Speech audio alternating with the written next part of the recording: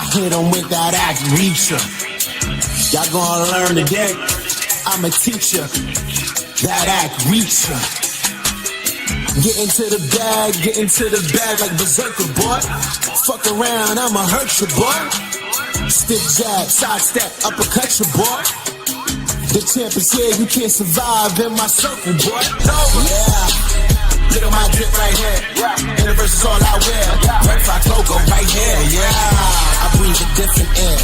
They can't spar with me. Blood, sweat, and tears. You see the scars on me. I need a fast bag, split second bag. I need it hitting like a speed bag, yeah. I age like fine wine. This is that ageless music. I hit them with that Ack Reacher. This day, to this day. To this day. Yes, indeed. Yes, indeed.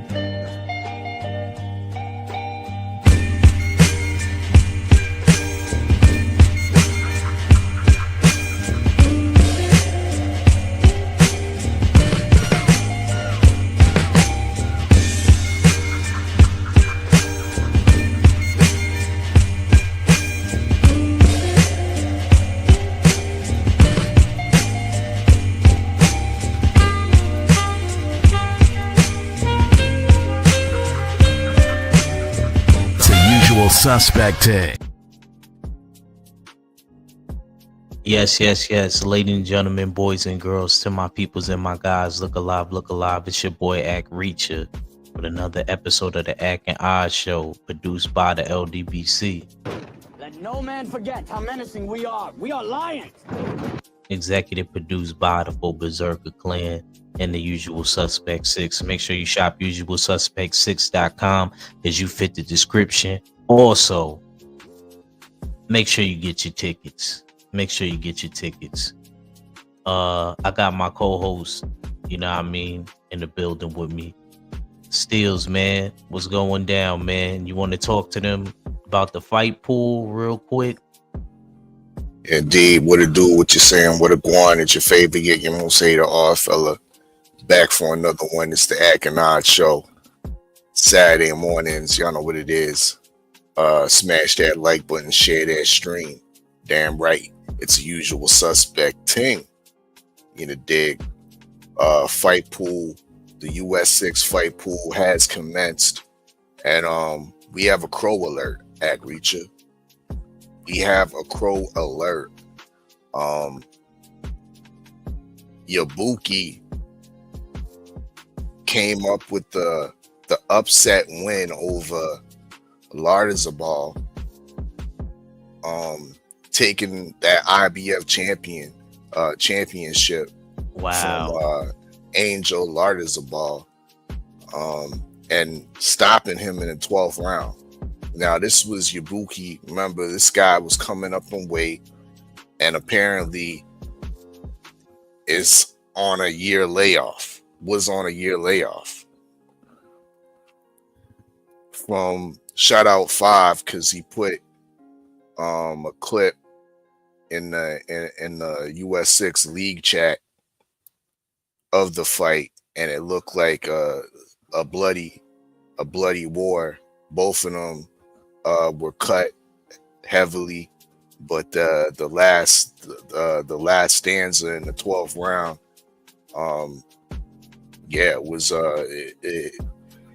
it looked like Yabuki definitely deserved to win. Lardazabal got stopped on his feet, even though he was down previously in the same round. But I'm not hating on the stoppage. He was out on his feet at the time, so yeah, crow has to be eaten early in the morning. Act. Okay. Shoot, like I said, the only thing with that is that was my fault, because those are the only two I did not, like I said yesterday, I couldn't watch footage on. I couldn't gauge them because, you know, I should have knew that everybody on that card we had to watch. But anyway. What is going on? Guys, look at all these crows. I don't know what's going on. Yeah, so we done got off to a little bit of a bad start, so to speak. We -1 right now, Ack. But not as bad as Stay True Meech, Drew Titan, and OG Mr. Mott, who are really in the hole right now with -12 points. Oh, they didn't give their picks. They didn't get their picks in. Mm. But shout out to Ricky 905. Who's currently in the lead right now. Only player in the US 6 Fight League to pick Yabuki. Wow. But y'all know what it is. Find the Boxer will be announced tomorrow. US 6 Find the Boxer game. Winner will be announced. We will be finding Mel Charlo tomorrow on Usual Suspect Sundays with the H-Town hard hitter 503 line, Mr. Texas Drip. So make sure y'all tune in for that. I believe 4:30 Central Time. Get a dig? Yes, sir. Yes, sir. Yeah, man. So yeah, that kind of messed my day up. Let me salute Tay, salute sis, and salute Shower.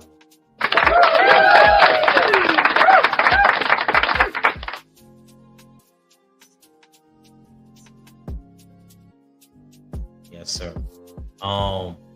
Yeah, so today we're gonna be doing we're gonna be tearing up the titles. I guess me and Steels could start it off now because it's not really no news. I mean, if there's anything you want to talk about, Steels. Spider sense is tingling. I mean, we could get it started. You know what I mean? Okay. Shout out to Wilder, definitely getting back in action. With that, kind of the announcement there. Dubois.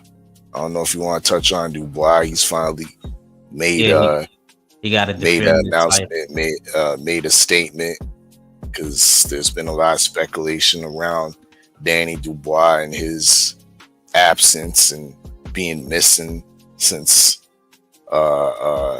pulling out in Saudi Arabia against Joseph Parker. So he's finally released a couple statements, been in a couple interviews, and coincidentally, it came soon after Big Turk made I guess a direct tweet or indirect tweet, what have you, about not being interested in staging Usyk versus Dubois at Wembley. Quote unquote. He says, "Good luck," quote unquote. So I don't know if that statement led Dubois to come out a little bit quicker, come out of hiding, because most definitely he wasn't hiding at.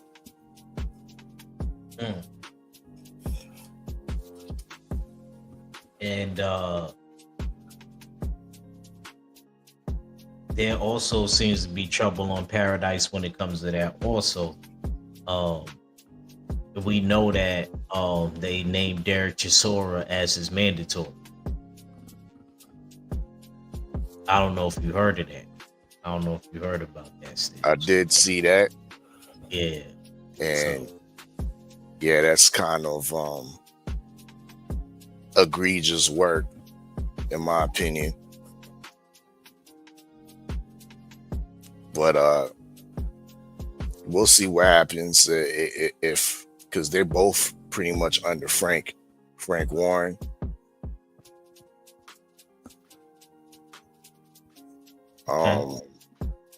So that's definitely a fight that Frank Ward can make and enforce in house.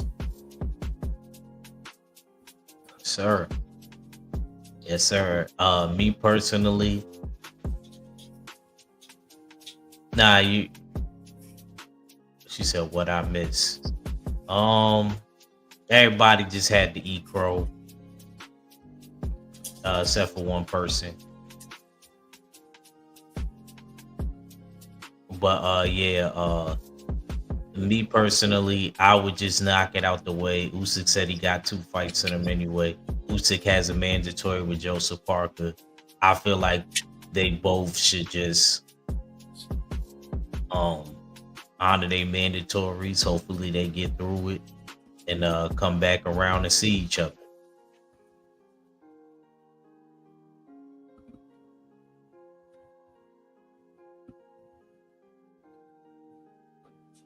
Indeed.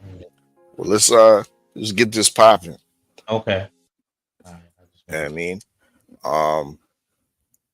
So we'll have to go back and forth with the screens and whatnot, because Okay. we can, for the viewers and the listeners, we're going to be breaking down a majority of these sanctioning bodies, somewhat division by division, kind of browsing through, looking at the discrepancies, looking at the good things, looking at the belts themselves. Are they appealing? You know what I mean? And who's representing them? Most definitely. But with that being said, let's break down the tiers, of course. Of course, at the bottom, trash and remove. A tier that we put belts and sanctioning bodies that you feel that need to be trashed and removed. Next up from that, we got the mids.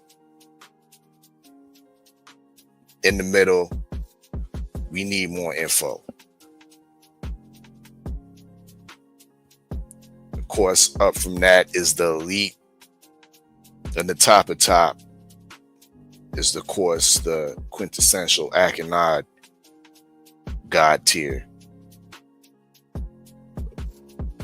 This morning, we will be tiering up and assessing multiple belts here.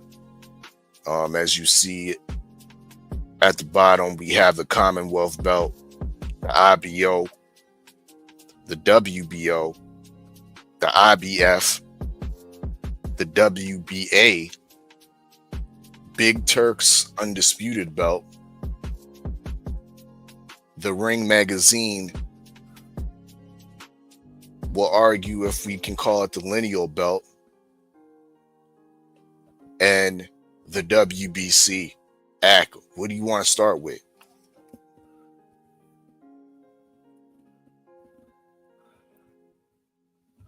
That British rainbow belt.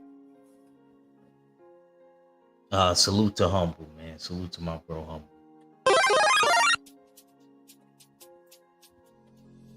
Indeed.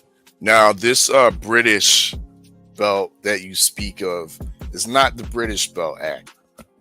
It is actually called the Commonwealth belt. Yeah, Commonwealth. Yeah, I couldn't You know what I remember. mean?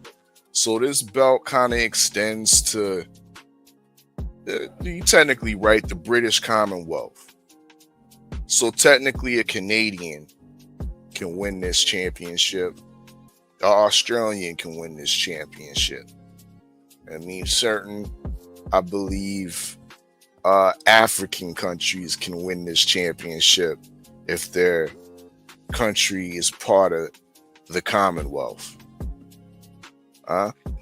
So in my opinion, this belt is absolutely horrid and ugly. It's not something that visually I would want to covet. As far as its history and its prestige, In the heavyweight division, I think it has a little bit more prestige than it does in the lower weight classes. I've never really followed a Commonwealth champion in the lower weight classes, but within the heavyweight division, when you see a guy on the come up, a heavyweight that gets the Commonwealth, you know that he's soon in line for maybe the European champion and then maybe the world championship. So it's a nice trinket on the way to full status world championships. Let's be real with it. So in my opinion, even though it's once again unmistakably ugly, I think it's mid-tier. I think there's use for a mid-tier type belt that points you in the right direction on the road to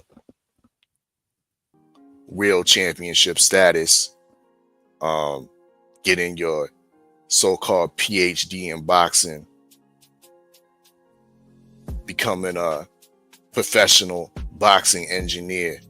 This is like becoming a boxing technologist. You're not all the way an engineer, but you're getting there.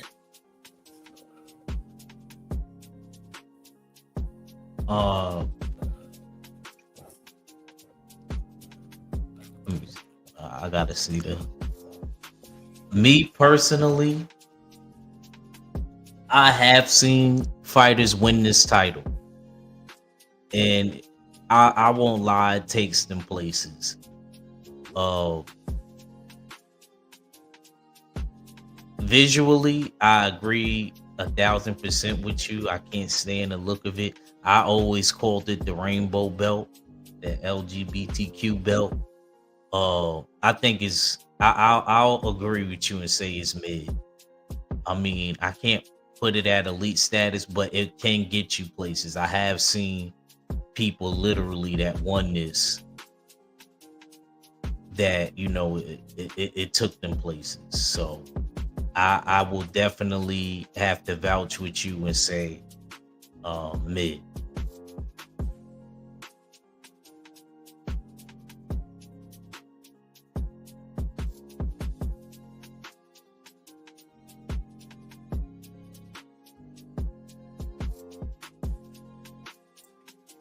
Okay, next on deck we got your favorite, the cuss word, the IBO champion,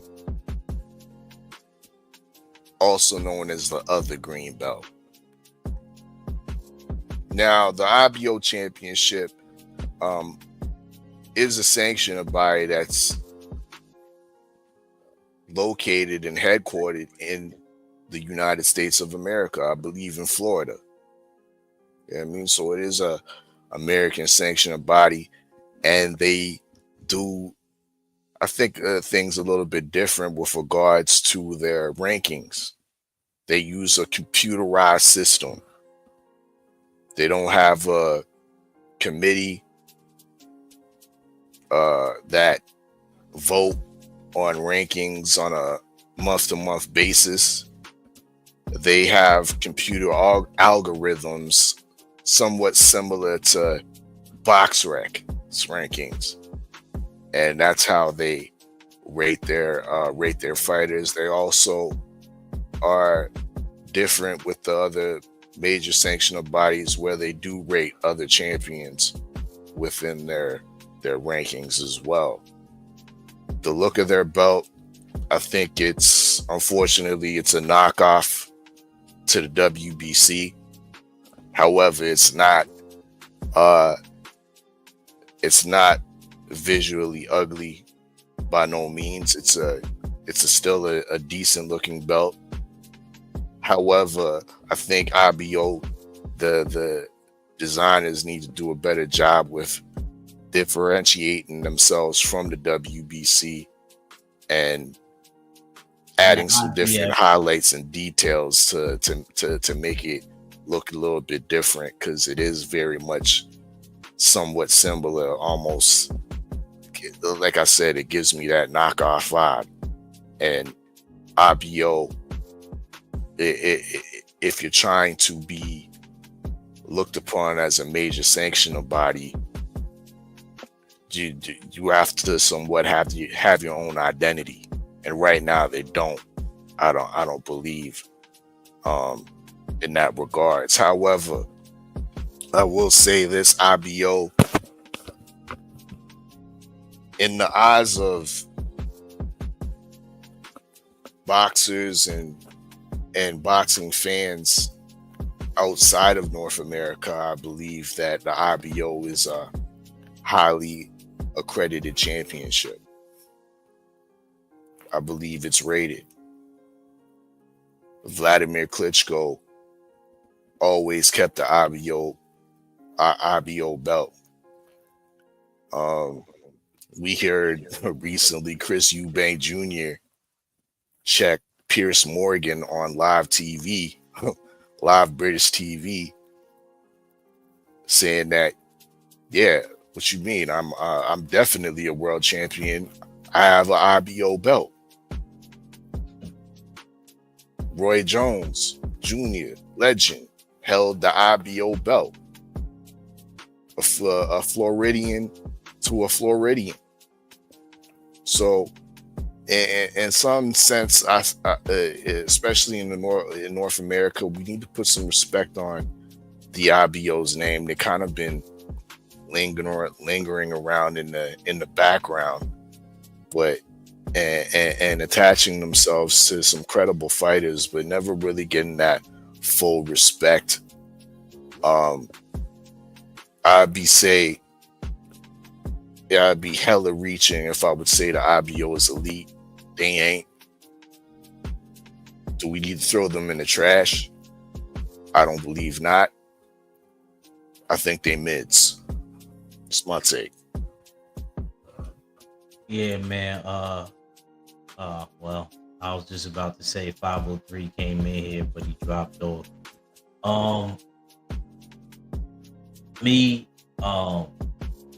I'm not a big fan of this belt. I think it's kind of a waste of time. It's not bad visually. I would, if you gave me a choice between the last belt that we picked and this one, I think this one is definitely more eye-catching. I definitely agree with Steels with the redesigning of this belt. It's like the offspring of the WBC and IBF title if they had a baby. So no originality to me, and don't get me wrong, you know, it's good to have as a collection in your house or something like that. But in all honesty, I have to put this belt at trash because it's not really taking you anywhere. So my vote is trash. Yeah, 503 in the house. Wow. Yeah, go ahead, Five. We talking about the other green belt. Top of the top, good morning to my usual suspect family. Ack N Odd show. You know what I'm saying? I see my boys putting that work in, man. The other green belt. What the fuck belt is that? Is that the Commonwealth belt or some shit? Yeah, we rated the Commonwealth mids already. Actually, what you got on that before you tear up IBO?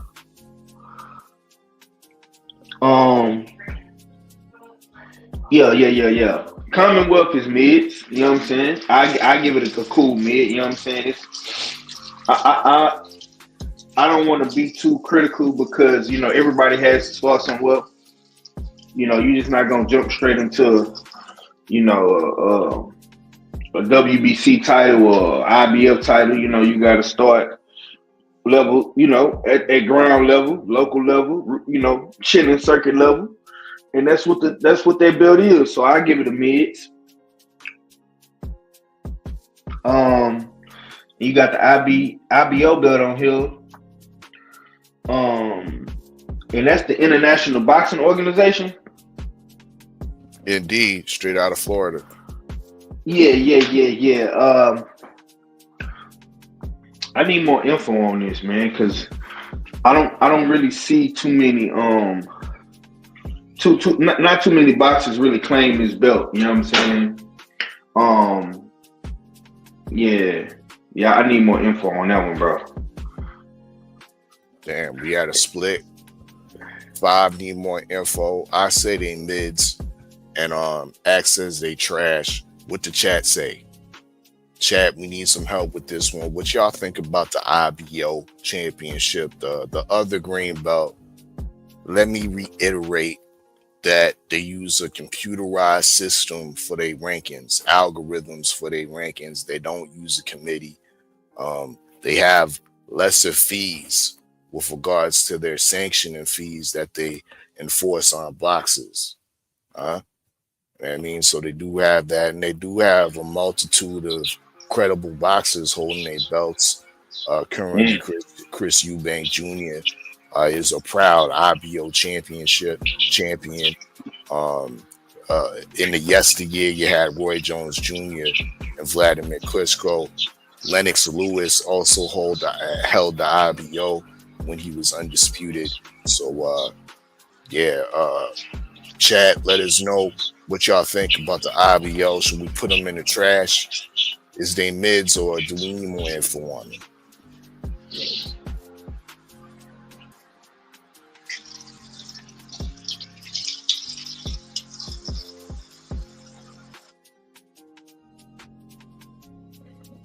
Not all at once, chat. Not all at once.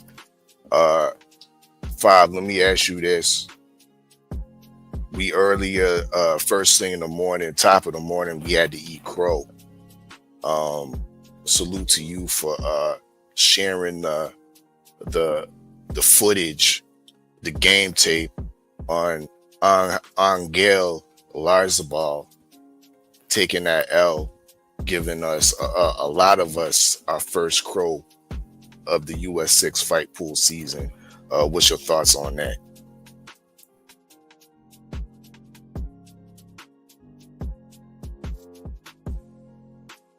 Yeah, it's unfortunate, you know what I'm saying? But somebody got to win, somebody got to lose. I was reading up on that was Iboka, right? Iboka? Yeah, Ibuki, yeah. I was reading up on him, man. He was a big puncher, so I'm not surprised. I thought Angel would be able to outbox him, but you know he couldn't withstand the power. He got it. In the words of my brother Ack Reacher, you know what I'm saying, he got his pack bust. You know what I'm saying? Like Queen say, he's looking like Elephant Man in that joint. Yeah, man, that's we starting off, you know what I'm saying, a little rocky. But you know, that's good. That's real good. You know what I'm saying? We need this because now it's gonna force people to be more mindful of their picks. Because like I said yesterday, all our picks are identical. You know what I'm saying? I don't think nobody had enough, I'm not gonna say heart or courage, I'm gonna just say enough information on Iboka to pick him. But now we see him. And I'm gonna try to be as transparent as possible with the international stuff, with the foreign fights. Like, you know, trying to find clips. If I see any, footage on them, I'm gonna try to send it to people so they can, get a little more information on the fighter. But yeah, man, it was a good fight from what I saw. Very, very action packed. And I'm gonna be honest with you all, fella. I feel like that's not gonna be the only upset of today, man. We might have some more upsets. Mm-hmm. Yeah. It might be that's Sandy Ryan and Michaela Mayer. I'm kind of scared about that right now. In the dig, but salute to Ricky 905, who was the only player in the fight league once again 2 pick, Yabuki. She currently in the lead right now. And I mean, so salute Ricky 905 pulling up with that upset. Current leader of the usual suspect 6 fight pool. But we don't see what it do. The Queen Shawala Ya. Let me just shout out Shaquilla Fields and KG and Joe Townsend that just came through. Go ahead. What you think about the IBO Shawa? Let us know. Somebody in the chat, let us know. Are they mids? Is they trash? Or do we still need more info on the other green belt? Once again, I'll say again, they need a change in design, possibly a new color, some new identity. And means I'm sick of calling the IBO the other green belt. Maybe a blue. I mean, maybe a maroon, a purple, or something like that. Something different. IBO, maybe a multicolored or a 2-tone type belt. Something. I mean, a tan a tan leather that's embossed or glossed with print on the leather or something, like to do something different. Shaba says mids, it's going to mids.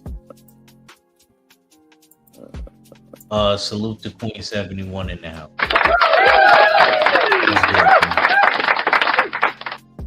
What we want to do next? Do we want to go to the major sanctional bodies, or do we want to talk about some of Big Turk's creations? Yeah, I want to talk about Turk. Yeah, I want to talk about, explain that. All right. So next on deck we're tearing up is I guess you could say the illustrious undisputed belt created and developed by Big Turk Riyadh season. Who's won this belt so far? We have Beterbiev, Bivol. We have Alexander Usyk that's been able to claim the undisputed belt. I'm not sure if Inoue has this belt. He might have the undisputed outside of this. It does. The ingredients of the belt are somewhat remarkable with the amount of precious metals that's involved with it, but visually, I'm not impressed. I've never been impressed with the look of this belt.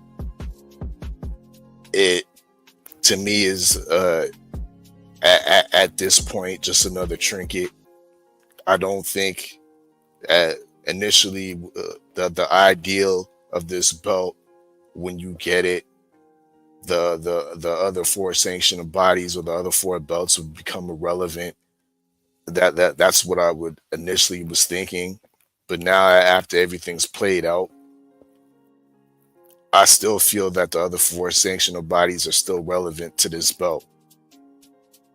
I still like the look of connecting the 4 colors to make, you know what I mean, the ultimate champion. But this doesn't represent, to me, a belt that says you're the ultimate champion. With this belt, there's no attachment, of course, to a sanctioning body. May it be the prototype to TKO boxing when that's officially going on. We know the new outfit, the new promotion, the new boxing league, Dana White, Khan, and Turkey Al-Sheikh's imprint. Will this be the prototype belt for that league? If it is, once again, I'm not impressed. With that being said, I'm gonna be absolutely critical with this. I've never liked this belt. It needs to be redesigned. There's not much legacy behind it. in its small duration of time that it's existed, I don't believe it's captured the imagination of other boxers and other boxing fans. Throw it in the trash, in my opinion. Throw it in the motherfucking trash. Excuse my French. Five, man, what you think about Big Turk's title? Yeah, you talking about that TKO belt? Nah, the undisputed one. When for everybody that for undisputed, Usyk won it. Beterbiev and Bivol.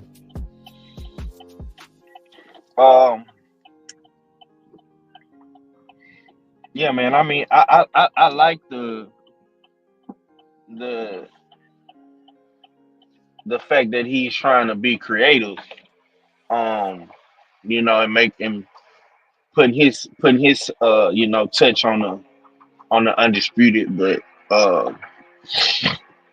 if we talking about, you know, looks, you know what I'm saying, it's definitely giving me like a UFC type vibe. You know what I'm saying? Definitely gonna have to work on his decor. You feel me? But I'm gonna say, motherfucking, this one is like mids, but what it represent though, I mean, it represent, you know, the elite of the elite. Yeah, I can't give it elite. Yeah, I just don't like the look of that motherfucker. You know what I'm saying? But I definitely like the fact that it represent undisputed. You know what I'm saying? But I'm gonna give it mids though.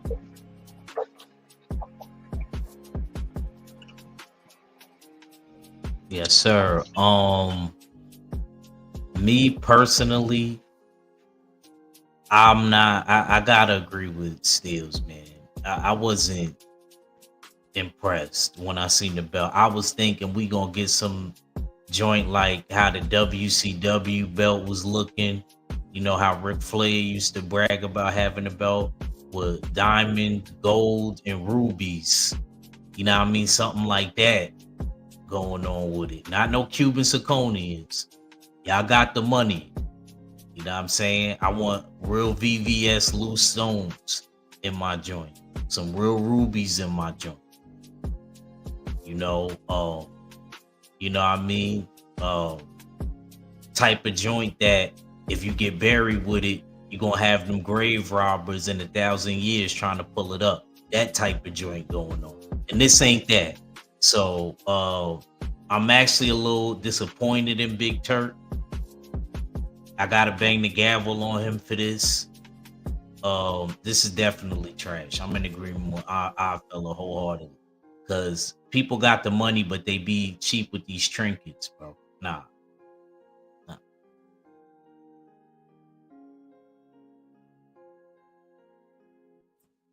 Trash. I mean, out here looking like a wrestling belt. I mean, straight off of Temu.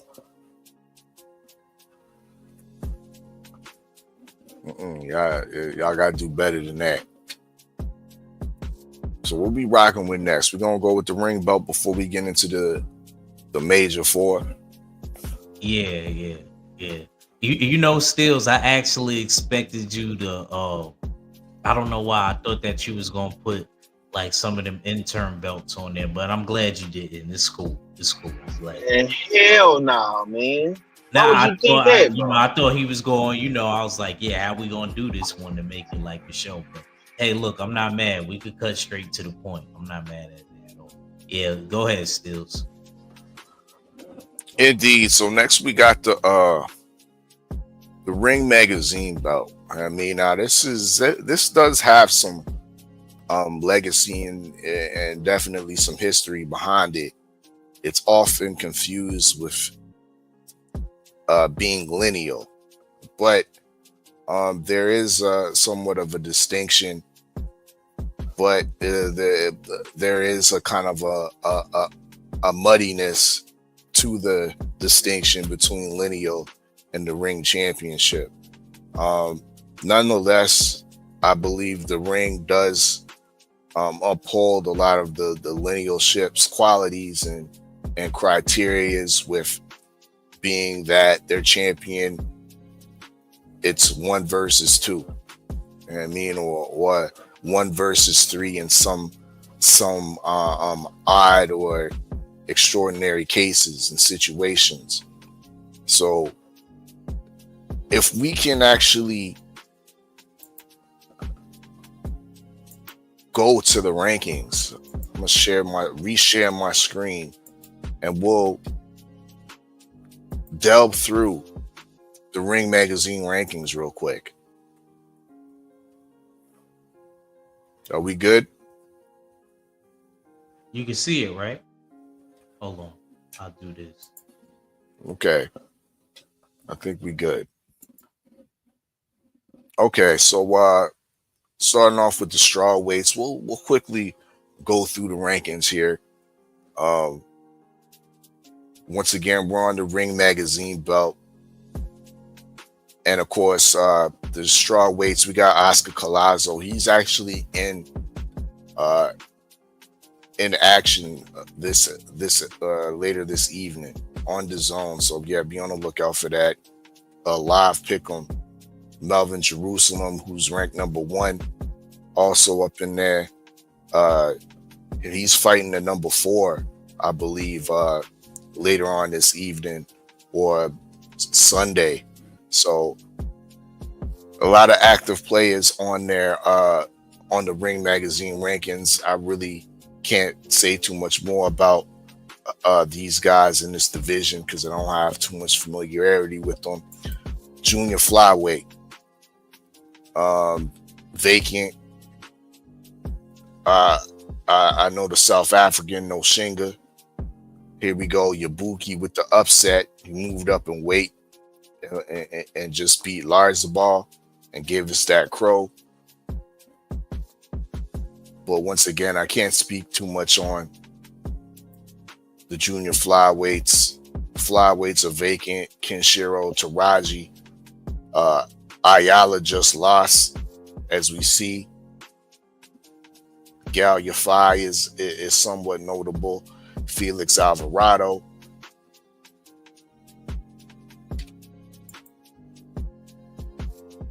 Here we go. We got Bam as the champion at junior bantamweights at 115. Juan Francisco Estrada, who he recently beat. Kazuto Ioka, longtime Japanese champion. He up in there at number 3. This guy, South African Familo Kafu, undefeated 11-0-3. He's a champion. They got him rated 4. So this is looking like a pretty decent ranking. We got Rung Vasai at number 9. Maloney at number 7. We're now starting to see some semblance of some recognizable characters up in here. Junto Nakatani.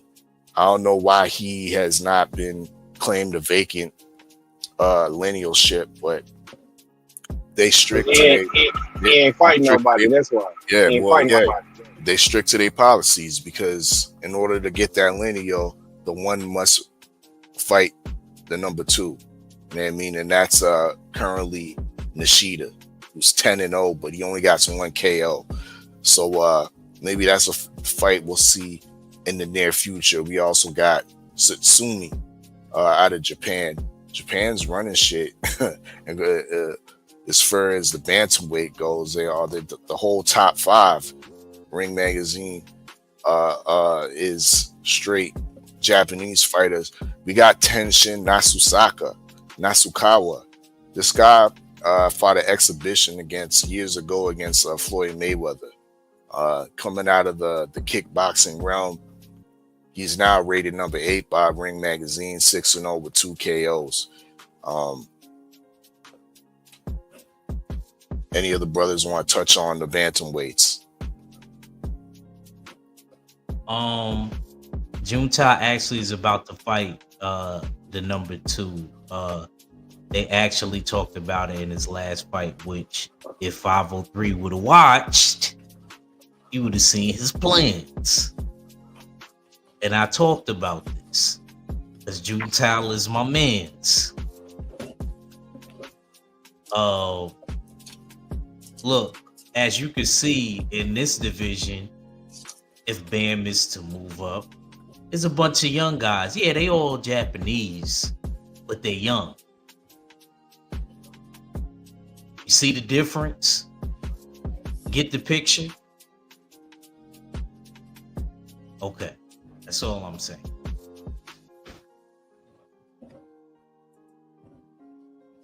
Junior featherweight 122. We got Naya Inoue holding that Ring Magazine spot.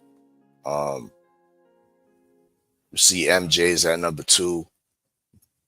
I think MJ deserves. I mean, Tapala's beat MJ, and he still hasn't avenged that loss, so that's right and exact. We got Lewis Neri at number 3. Sam Goodman undefeated, still looking for that new title shot at number 4. Elijah Pierce at number 8. I'm not hating this ranking. Anybody got anything to say about this? The junior featherweights with the Ring Magazine. Nah, all them dudes be fighting each other. You know, they don't get a title and go fight a guy we never heard of. So, respect to Monster Inoue, the real Japanese king. But my man went to smoke with him. But they both my men, so you're not gonna set me up to put them against each other. And he's supposed to be. I'm not trying to line you up to do anything, brother. I'm just stating the facts. That's all. We ain't fighting a bunch of old people neither. Them could move up. And now, so could Junta. So could Junta, brother. You just seen. Yeah, okay, yeah, of course he is. Look, man. The good thing about this weight class is that all these dudes is mixing it up with each other, right? So 1 and 2 then fought each other. You seen Lewis Neri fight Monster Inoue, the champion, in 3. We seen Sam Goodman. Yeah. So salute. I ain't got nothing bad to say about this. Yeah, this is a strong rankings. It makes sense to me. Of course, Naya Inoue having the 4 belts and being the linear or the Ring Magazine champion. He's beat Tapala as the number 1.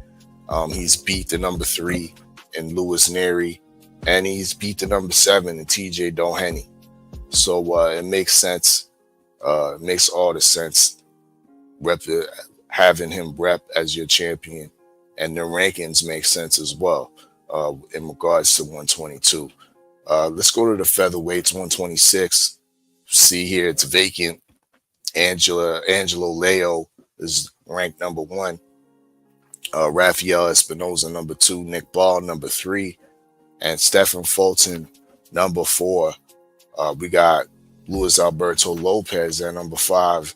B Figgy rounds out the number 6. We also got Carrington getting some love from the Ring Magazine at number 8. He probably raised up a little bit higher after today's fight or this evening's fight. He's also in action on the ESPN card. But yeah, anybody have anything to say about this ranking? That's one thing that's notable about this. You can argue, is Leo really the number 1? In my opinion, I might put it's between Rafael Espinoza and Nick Ball. You know what I mean? Either or. But I agree with them having it vacant. These top 3 need to fight, or the top 4 at least need to fight, so we can see who is the lineal champion. But these dudes ain't fighting each other. 5. What you got to say about that? Man, put the Glock down, man. Why you shooting at me, bro? Let me cook. God damn. Yeah, this division right here is in disarray, bro. Who is Shushu fighting a rank guy? Who he fighting? I know it's a Latin guy. Who he fighting? Is he on here? No, he ain't fighting nobody ranked by the Ring magazine. Oh, so you saying he should move up? How should he move up if he ain't taking down one of the Steels is right. Steels is right. Damn right, Steels. No, he ain't, right, bro. Steels. No, he ain't. Yeah, they got to get their shit together at 126, man. It's a bunch of the only two dudes that's really holding the set down right now. I say I got to give Espinoza his credit. Stephen Fulton, B Figgy. I don't know why the fuck they got Shushu ranked on here and he ain't fought nobody. This is crazy. Yo, first of all, dang, this dude is a hater, bro. But let it have been somebody from Texas. He'd have rolled out the red carpet. You see this? Look, bro. B Figgy, I'm gonna be honest with you. B Figgy need to drop in the rankings because he lost. You know what I'm saying? He needs to be like at number 10 or number 9 or something. Or he should take Shushu spot. You know what I'm saying? Yeah, this one right here trash, bro. This Ring magazine ranking trash at featherweight. So this is a discombobulated division. I don't like it. Okay. Let's move on to the junior lightweights, the 130 division, which is also vacant. In order to get linealship or get a Ring magazine champion, we need to see 1 versus 2, and that's Navarrete versus Oshot. I mean, ESPN, make it happen. Top Rank, make it happen. Excuse me. We got Anthony Kakachi at number 3. Lamont Roach is still number 4 at the 130. I don't agree with that. If they're gonna rank Lamont Roach at 130, I think he deserves to be somewhere between number 3 and number 2 or something like that. I think he's better than Anthony Kakachi. Joe Cordina, I don't believe is in the division no more. I think he's at 135. Robson Conceição, that's valid. Shout out to the Ohio player Albert Bell, who's rounding out the top 10 for the Ring magazine. I don't got too much beef with this ranking, other than number 3, Anthony Kakachi.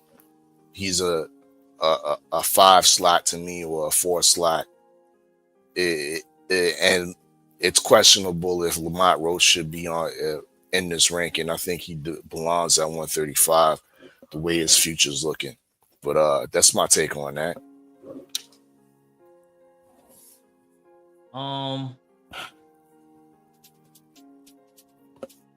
Queen said, how the F is shocked behind Navarrete.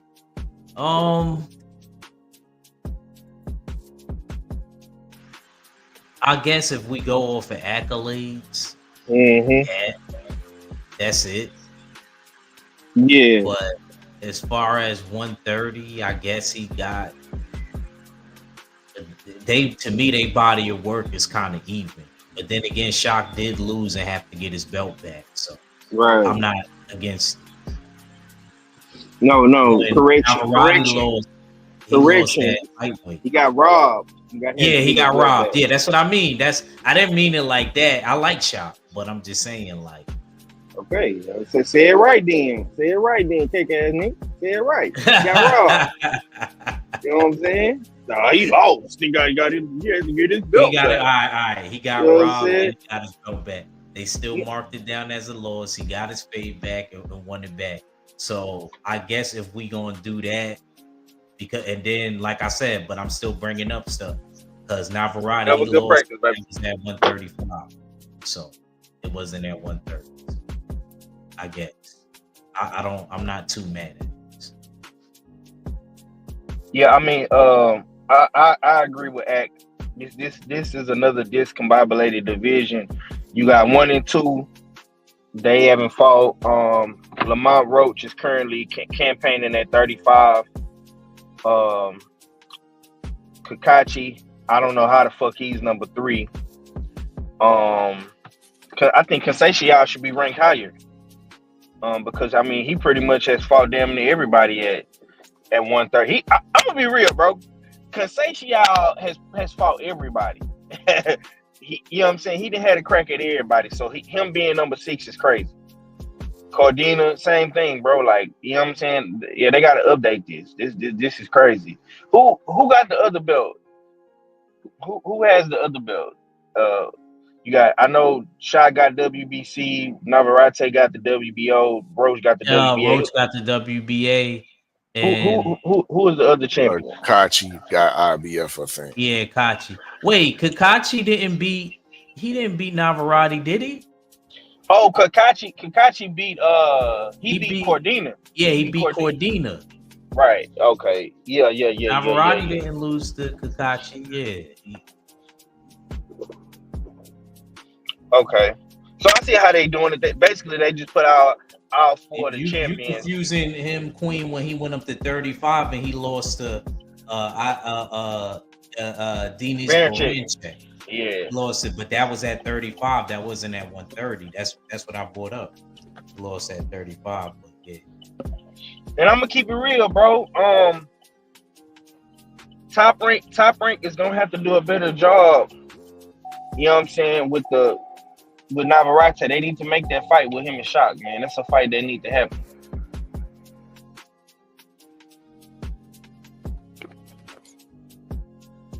Moving on to the lightweights, 135. They have this vacant as well. Now this is interesting. They have Shakur Stevenson number 4 behind Keyshawn Davis. Trash, bro. This is what? That's very interesting. Vasyl Lomachenko is being held at high regard at number 2. They putting a lot of respect on Gervonta Davis's work at 135, having him number 1. But as far as the other fighters that round out the top 10, number 8, I'm not sure if Frank Martin's still in the division, but other than that, I'm not hating on it. You could make a argument that possibly a fighter like Abdullah Mason could make number 10. It is what it is, but other than that, yeah, I think the biggest blunder on this list so far is Shakur at number 4. Agreed. I'm not mad at Tank being number 1. Even though he don't fuck with the ring or he don't fuck with nobody on their side, but you know, he is probably one of the most decorated guys at 35 outside of Shakur. I think Keyshawn Davis is in the right spot. I'm more so trying to figure out why is Lomachenko number 2, because he has not fought. It's been a minute since Lomachenko fought last year. He been at the ring for almost a year, bro. He ain't doing nothing.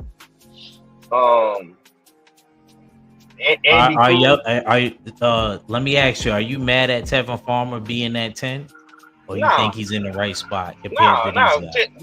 Tevin Farmer been putting in work.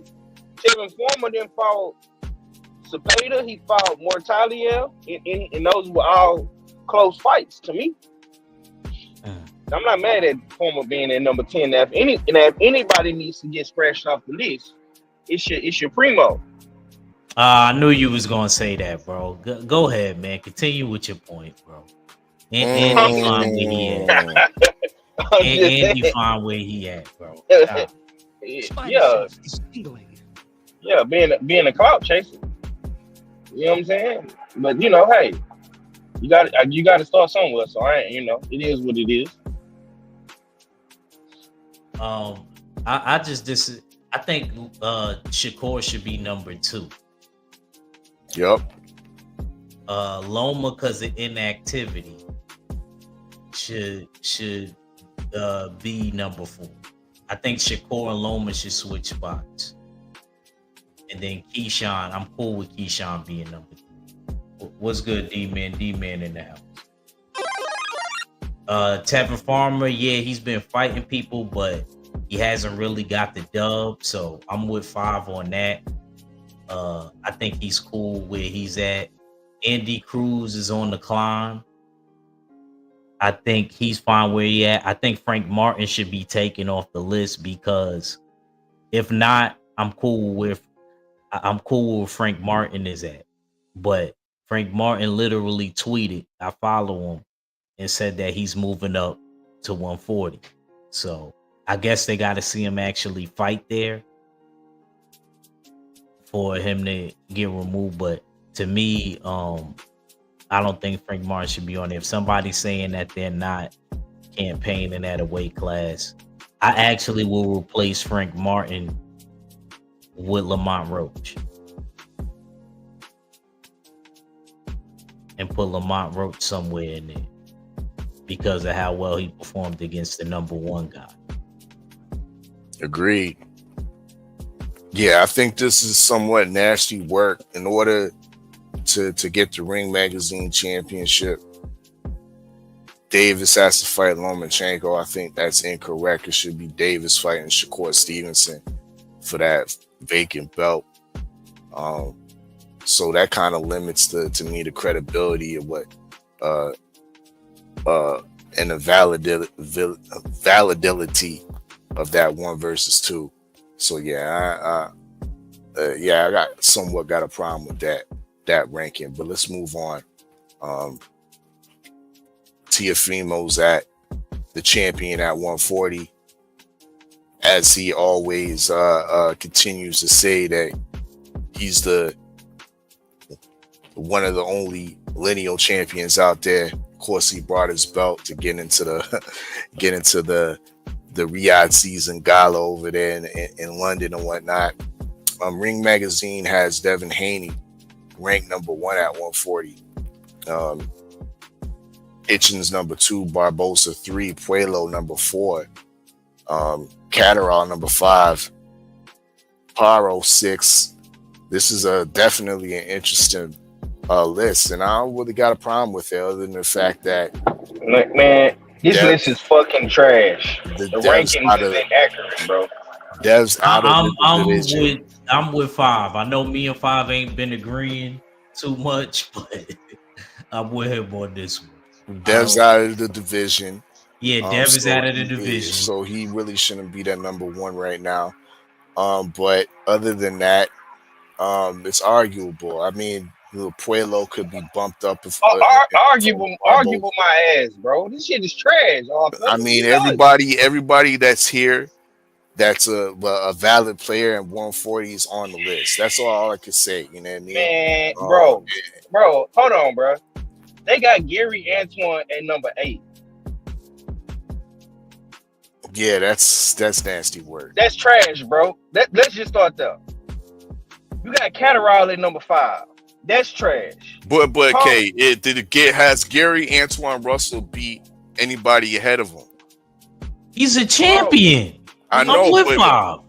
And why is Puello behind Arnold Barbosa? Even though Arnold Barbosa been active, I gotta keep it bro. Yeah, and bro. He do got a good resume at 1. I'm gonna keep it real, bro. Listen, Puello should be number 1. Hitchens should be either 2 or 3, and Gary Russell needs to take the 2nd spot or the 3rd spot. How the fuck is Arnold See, this is what I'm saying, bro. This shit right here is bullshit. Ain't no way Barbosa should be number 3, bro. He have not. Listen, 1 through 3 is for champions. He ain't even beat Teofimo yet, bro. How is he number 3? He beat the number 5. Bro, see, this is what I'm saying, bro. this ranking system mislead you. This shit is trash, man.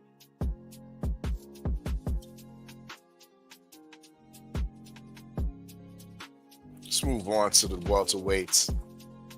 Vacant, of course.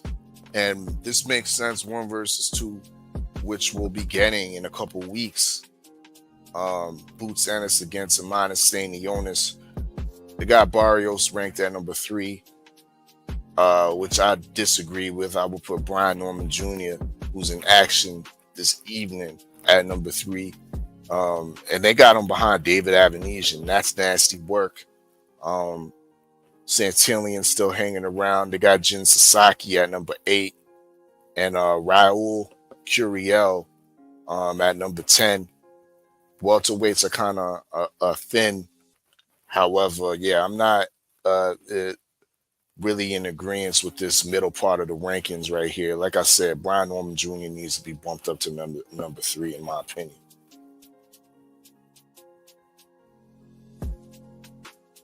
I agree. And then I would have. How was is that David Abenesian before Brian Norman? Yes, that's David. This is crazy. Yeah, that's probably, I agree with Steels. Like that needs to be switched. And I would put Barrios number 4. I'll put Brian Norman number 3. Yeah, I would switch that. That's my only complaint. Everybody else could stay where they at. But yeah, this is crazy. Let's see what's popping at 154. They got it vacant. Crawford at number 1 and Ortiz at number 2. That would have been an interesting matchup if Crawford decided to stay in the division. I guess because he beat the dude that's number 3. I guess, but I can't put him before. Nah, I actually know.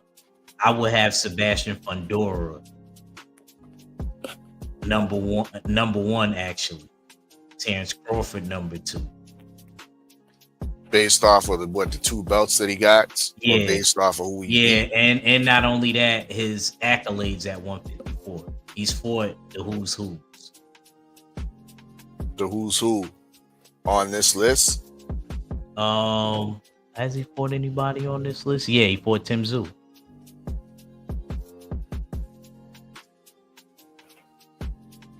Did he beat Tim Tszyu better than background? No, he did not. No, he didn't. But that doesn't matter. He won. We can't go off of that. And he still has 2 belts. I could still argue that him having the 2 belts.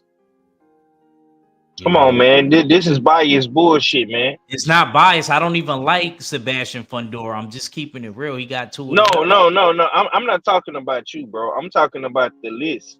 Ring. I'm not talking about I'm not trying to rebut what you're saying or rebuttal what you're saying. I'm saying, how is Sebastian Fundora number 5 and he got 2 belts? How is Virgil Ortiz number 2 and he ain't got no belt?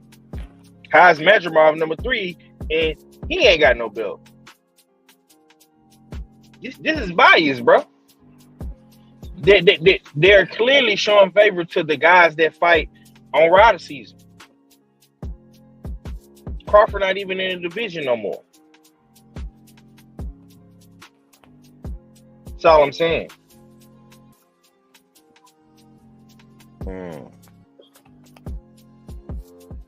He did say he's not vacating his WBA. He's coming back after the Canelo. I don't know if that means anything. This is just what I heard. I don't know how true that is, but I still feel you. As of right now, that's another reason why I wouldn't have him number 1. I would have Fundora number 1. And then everything else we could talk about. But yeah, man, let's go to 160. 160 is also vacant. We got Janet Beck with 2 belts or actually 3 belts because he got that IBO as well. At number 1, Carlos Adames number 2. Hamza's supposed to be moving up in weight, but I don't think that's been officially confirmed. To be real, I'm not a hater on this list. They got Box Boy Troy at number 8, Karan Davis at number 7. I don't know too much about this Oliha guy from Italy. He's 21-0, 9 KOs. Not familiar with him, but be on the lookout. Shane Mosley Jr. and Denzel Bentley. It's a thin division, but I don't got much criticism about the rankings right here.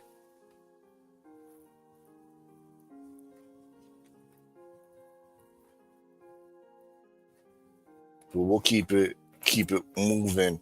Canelo at 168, of course, is a champion, and Billy Pacheco 1 and 2, Iglesias 3, Caleb.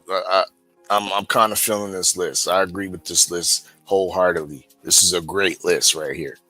How William Skull the only other champion? How William Skull ain't on it? Well, he is. He's number 5. I think he should be. Look, he's still got 5.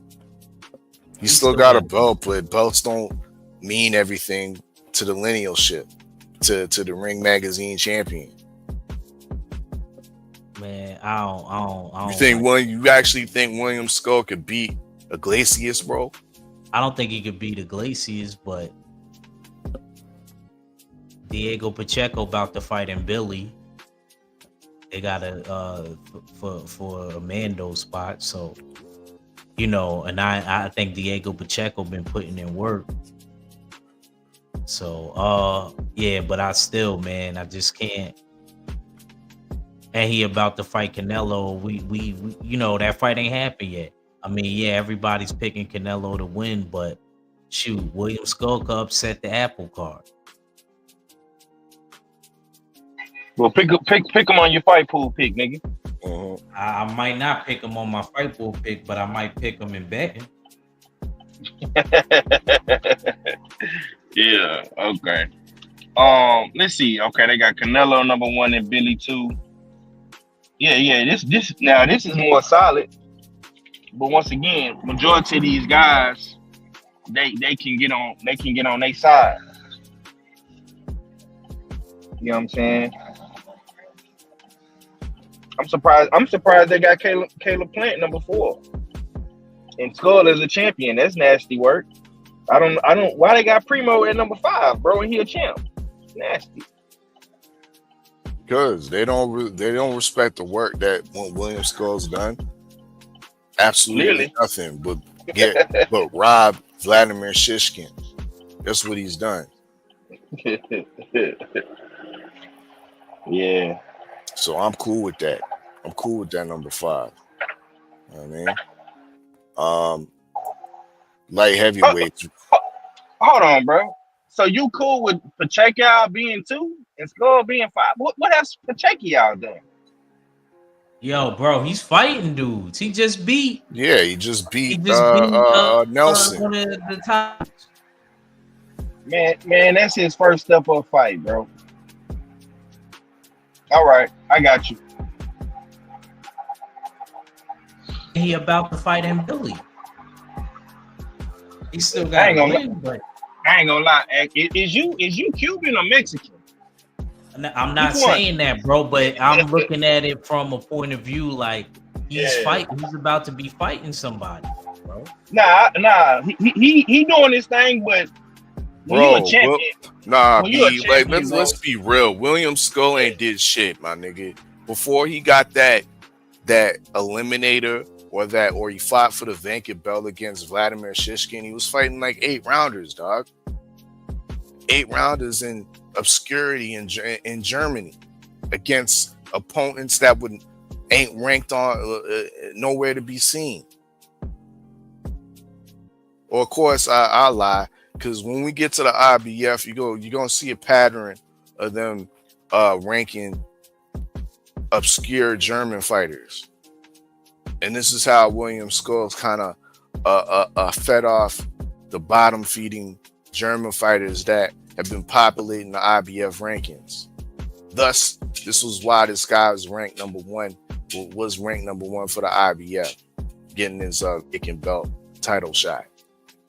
I'm not convinced with this guy's resume. And once again, the man came into a title shot fighting like two or three straight 8-rounders. So, yeah, I'm cool with Pacheco being number 2, Iglesias being number 3, and Plant being number 4 against a guy with a belt. Look, Steels, like I said, I got a slight lead because I do feel like still he's a champion. That's all I'm saying, bro. That's all I'm saying. Come on, bro.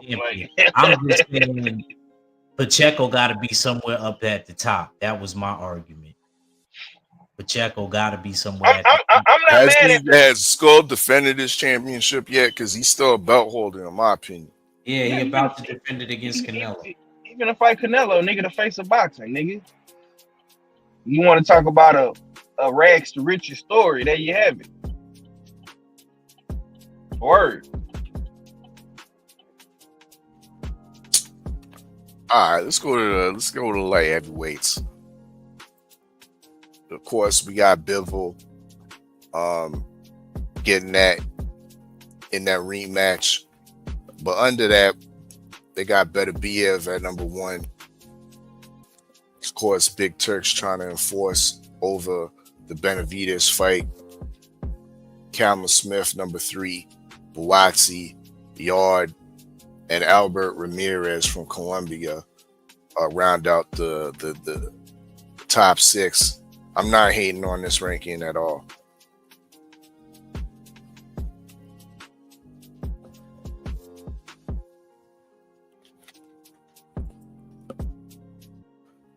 Jay Apatow, champion at cruiserweight. Now that's kind of interesting because he hasn't faced any of the other champions. He didn't face Zerto. He ain't faced when Chris Billion Smith was a champion. He ain't faced him. He ain't faced Goulamarian when he was the champion. To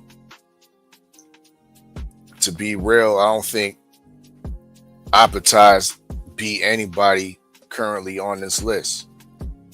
Yeah. So I'm kind of baffled that even though I would probably have him as my number 1 ahead of Zerto, I don't think he should be the Ring Magazine champion. I think he got gifted, and he's one of Big Turk's favorite fighters, and that's why he's holding that right now. Can't put respect on that.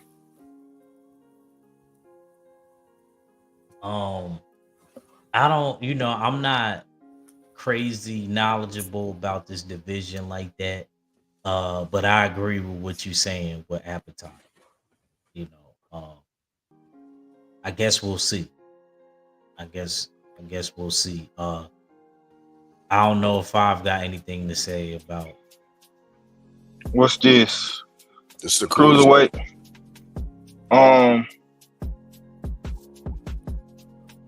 Yeah, they got Glayton at number 9. That's crazy. But ain't he finna fight for a title?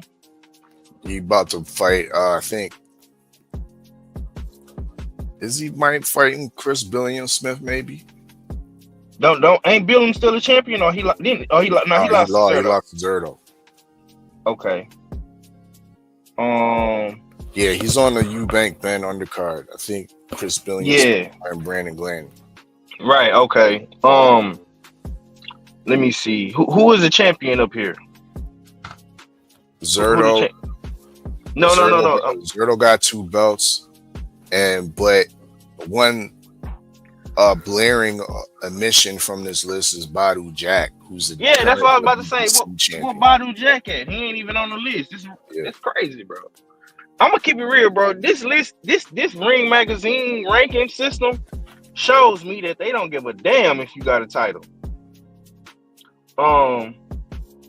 Do we have a current Ring Magazine champion, or is vacant too? No, Jai Apatow is the current Ring Magazine champion, but he ain't beat nobody in the top 10, bro. Oh yeah, that's nasty work. It don't make sense, bro. Nah, yeah, that don't make sense. He beat Maris Bradis twice, who's since retired. So I understand if he wasn't retired, Bradis would be somewhere in it, like in this the probably 5 to 10 slot. You know what I mean? But still, you gotta beat the number 1 or number 2 to be the Ring Magazine champion. He ain't did that, but he still has it. So yeah, it don't make no sense to me. Yeah, it don't make no sense to me neither, bro. But yeah, you continue on. Heavyweights, of course, we got Usyk. Number 1, they still really vouching for Tyson Fury, but didn't the man say he was retired? So I don't understand that. Give that to Danny Dubois. Move everybody up. Joshua doesn't belong at number 5 right now. I'm sorry. I don't even think he belongs in the top 10. Realistically. Other than that, I'm fine with everybody else they have in the rankings. Zhili Zhang could be taken off as well, in my opinion. But yeah, Tyson Fury, that take that guy off. He's retired. Yeah, he don't belong at number 1. If you're gonna, if the Ring Magazine knows something behind the scene and Tyson Fury is actually coming back, he still doesn't deserve to be at number 1. Let him take AJ's spot at number 5 or something. But Danny Dubois should be number 1. Next in line for a shot at Alexander Usyk, not Tyson Fury. So, because what we're looking at right now is they're suggesting that Tyson Fury is the mandatory for that lineal shot. Disagree. That's my take. Yeah, I agree wholeheartedly. Yeah, they got Zhili Zhang. You know, he been taking L's as well. I'm not mad at Fabio Warley being on the list. Scroll down real quick, Odd. F.A. Jabba at number 10. That's cool. Herkovich, you know what I'm saying? He took an L as well. Yeah, so he at the bottom tier. So that's cool. You know what I'm saying? But yeah, I don't know why they got Tyson Fury number 1. You know what I'm saying? But you know, it is what it is. I'm not gonna lie, man. This Ring Magazine ranking system is very, very suspect. It ain't usual.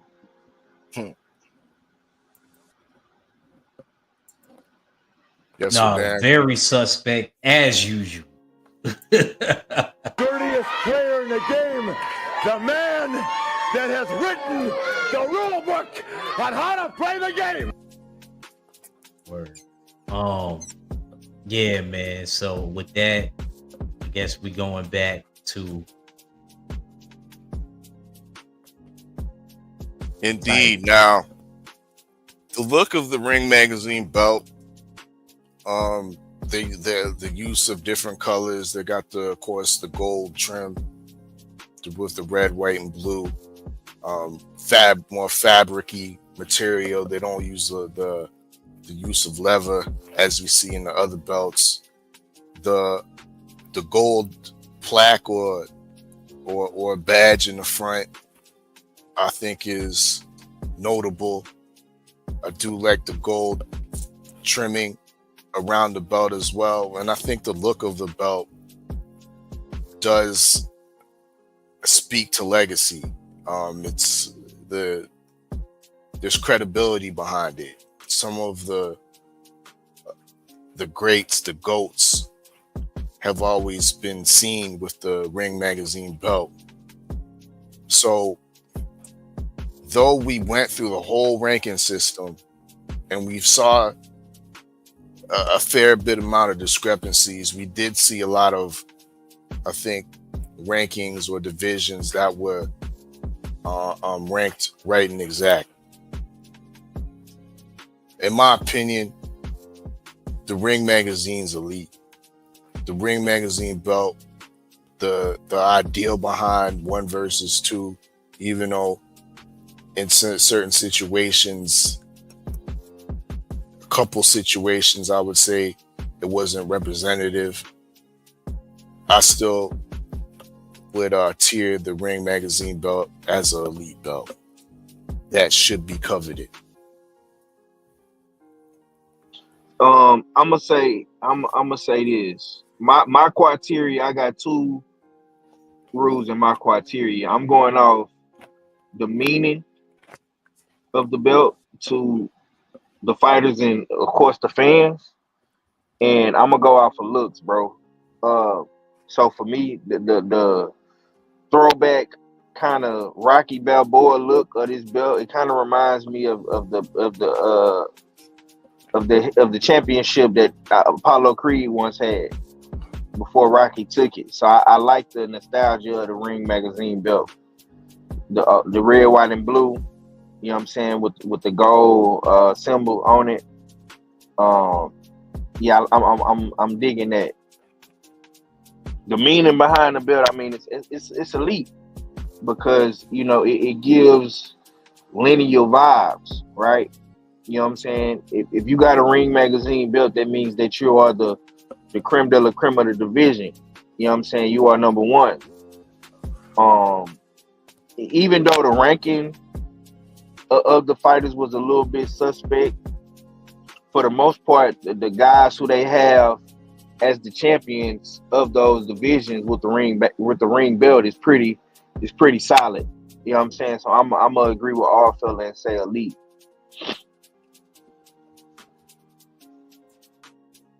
Even though I'm not feeling them now, as far as when it comes to rankings, I always liked this belt. I always used to, as a kid, call this belt the Rocky belt because this is the belt that, you know, they showcased the Rocky, you know, until we got to maybe the Balboas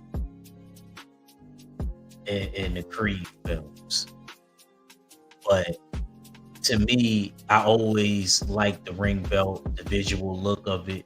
I got a plaque on my wall that has Sugar Ray Robinson with a Coca-Cola in his hand. It's like a metal plaque. And he has the ring belt behind him. So if I go off of past accolades and past viewings of when they did the ring right, then yeah, I'm gonna put the Ring Magazine as elite because it does mean something. And the one thing that I do like, and I have to second our fellow on that, is I do like 1 verse 2. I may not like the ranking system, but I do like 1 verse 2. So we're all in agreements with it being elite. And I think the way it looks, out of all the belts, it has its own look. Mm-hmm. So you get double points for that.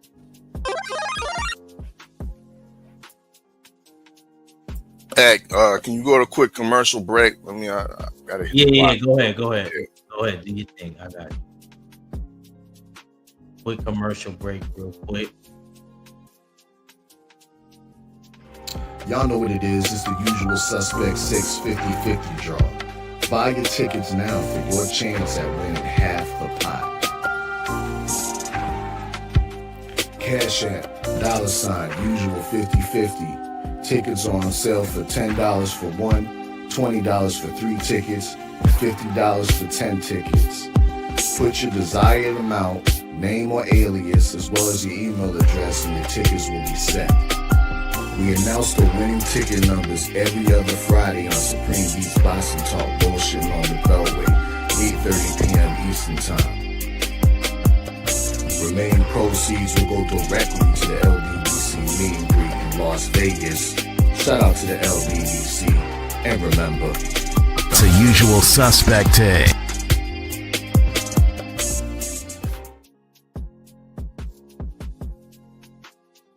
Yes, sir. Make sure y'all get y'all tickets, man. Make sure y'all get y'all tickets.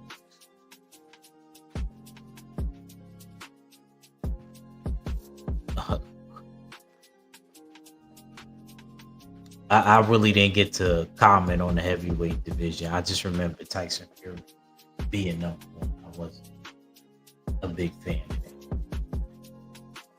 Somebody's leaving or retiring in the division, or if they're leaving the division, I think they should take them off the ranking. Another question that I have is, when was the last time those rankings was updated?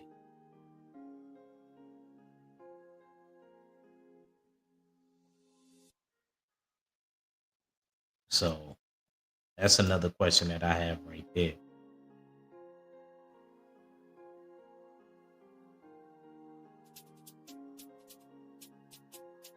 But again, I really do like the ring because of past accolades. I do like the ring because of past accolades. I have to say that. And like I said, visually, I like the title.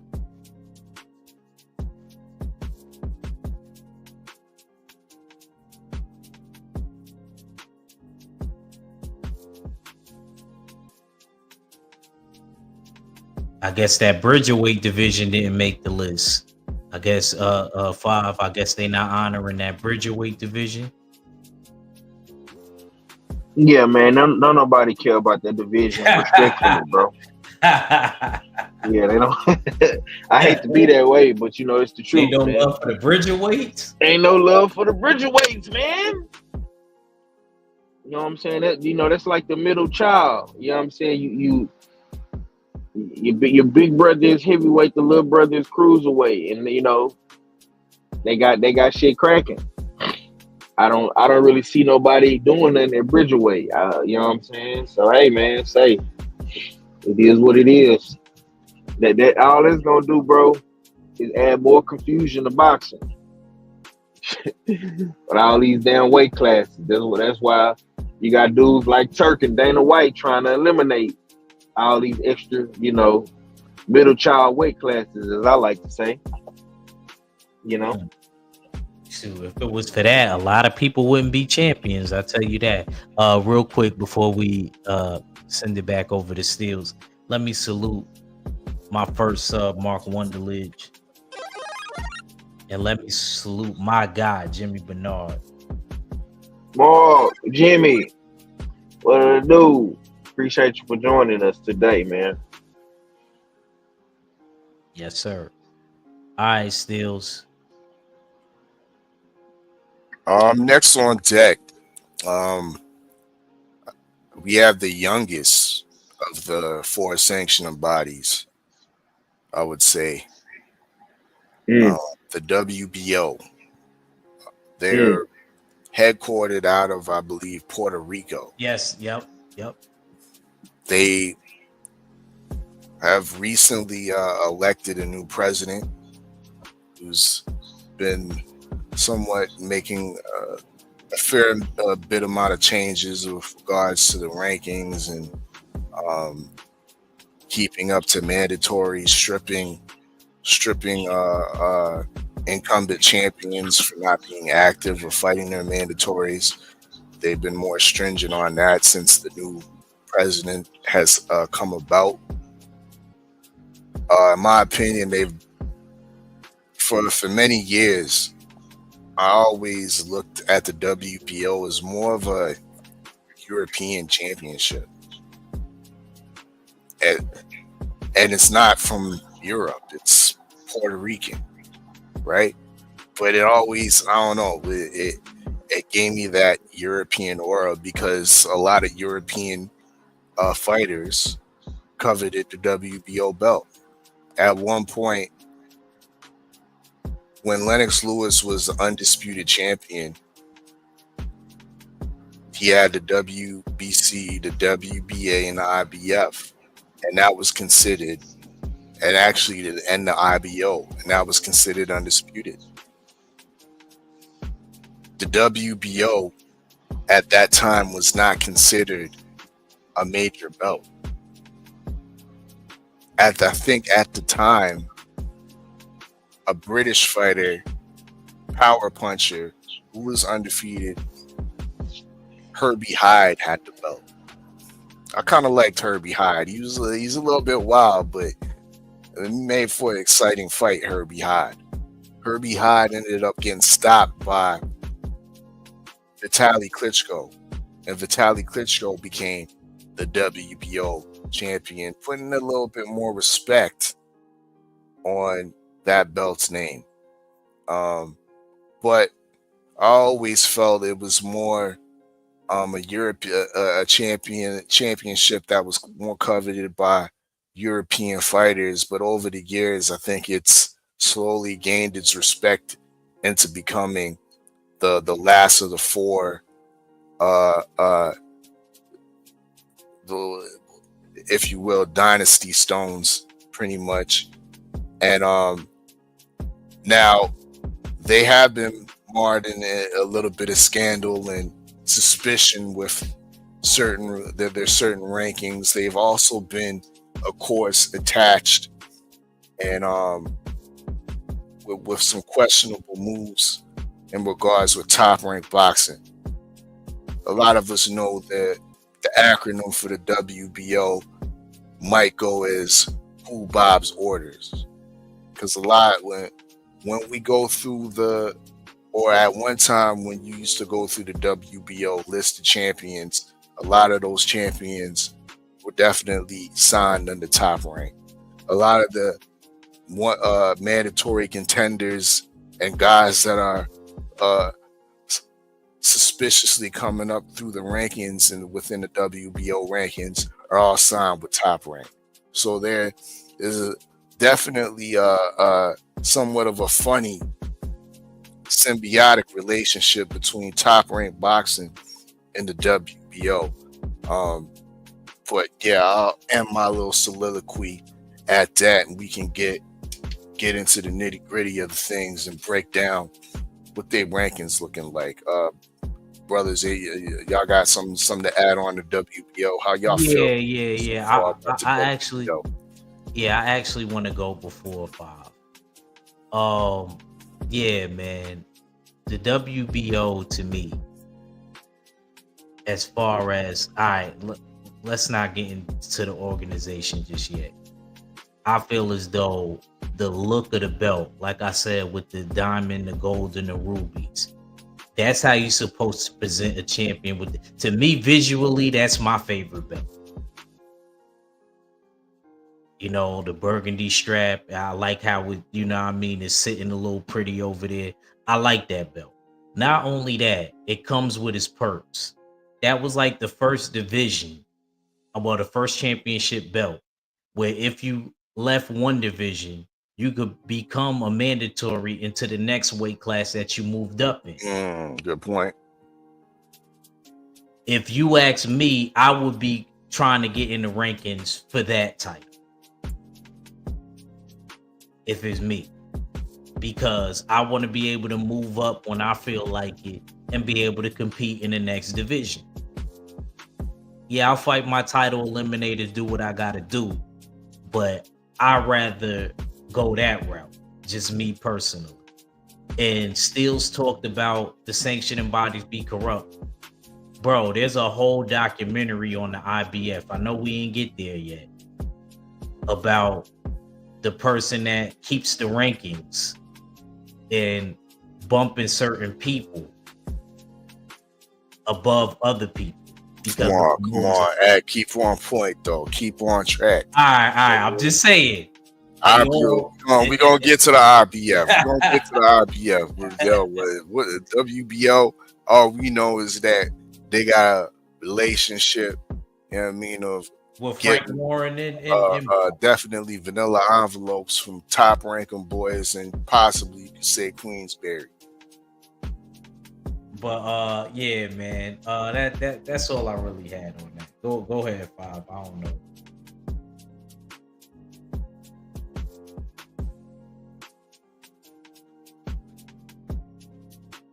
503, you there?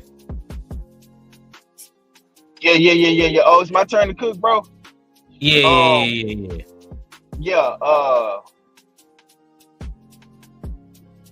I'm not a big fan of the burgundy. You know what I'm saying? The wineberry over gold. That's what the WBO is to me. But yeah, I love the fact that you broke it down. You know what I'm saying? With that good segue. That you know what I'm saying? You ain't cooked like that in a minute. I thought I was in history class, Ack. You know what I'm saying? You on your all fella ish, man. He rubbing off on your paws. But yeah, man, I'm gonna say elite for this one though. Minus the look. Before you give your official rank, let's go through these quickly go through these rankings, these WBO rankings. So we gonna I skipped through all the booger weight divisions because we ain't gonna know those guys. I mean, so let's go straight to 122. This is the 122 WBO ranking. Of course, Naya Inoue the undisputed. He got the WBO as well. But let's look at the rankings as we did with the ring. Now they got this guy, Carl Yamez Martin, 25-0, 20 KOs. Never heard of him. He fights out of the Philippines. Interesting. You know what I mean, I have to do some soft digging on Carl Yamez Martin, but they got him number 1 mandatory. Sam Goodman number 2, Dennis McCann number 3. I believe he recently got popped. If I'm not mistaken, Dennis McCann got popped, so he shouldn't be on the rankings. I don't know what the WBO doing there. We got Elijah Pierce at number 4. Jerwin Ankahas at number 6, a former champion. Another former champion, John Riel Casimero, at number 7. It's not looking too bad. I don't got too much to say about this ranking other than the fact that there should be certain guys like that pop dirty should be removed off the list. Dennis McCann, what they doing? Yeah, I'll have to agree. And then, I mean, they got this right because the champion should definitely be number 1, no matter resume or anything like that. If you have the title, I believe you should definitely be, because what's the point of being the champion? So,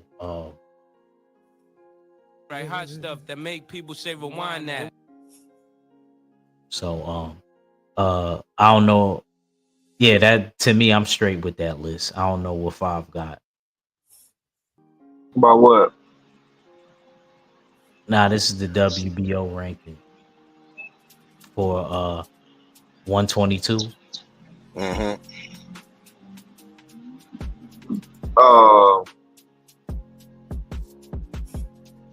Yeah, no, I ain't got nothing on it, bro. And shit, Monster Nue got all the belts. So shit, it don't even matter.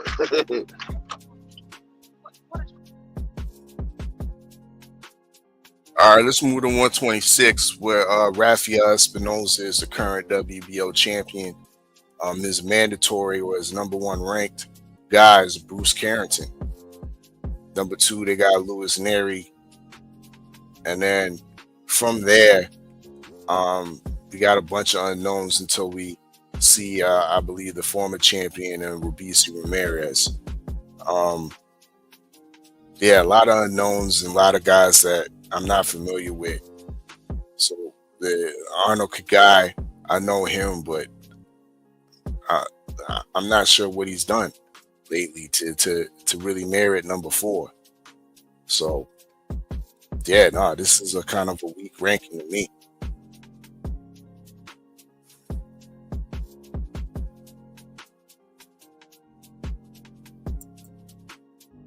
We go up to 130. Navarrete is the champion at 130 for the WBO.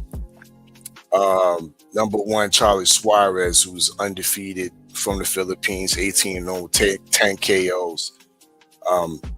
Haven't seen him fight, unfortunately. Mark Maxio, seen him fight.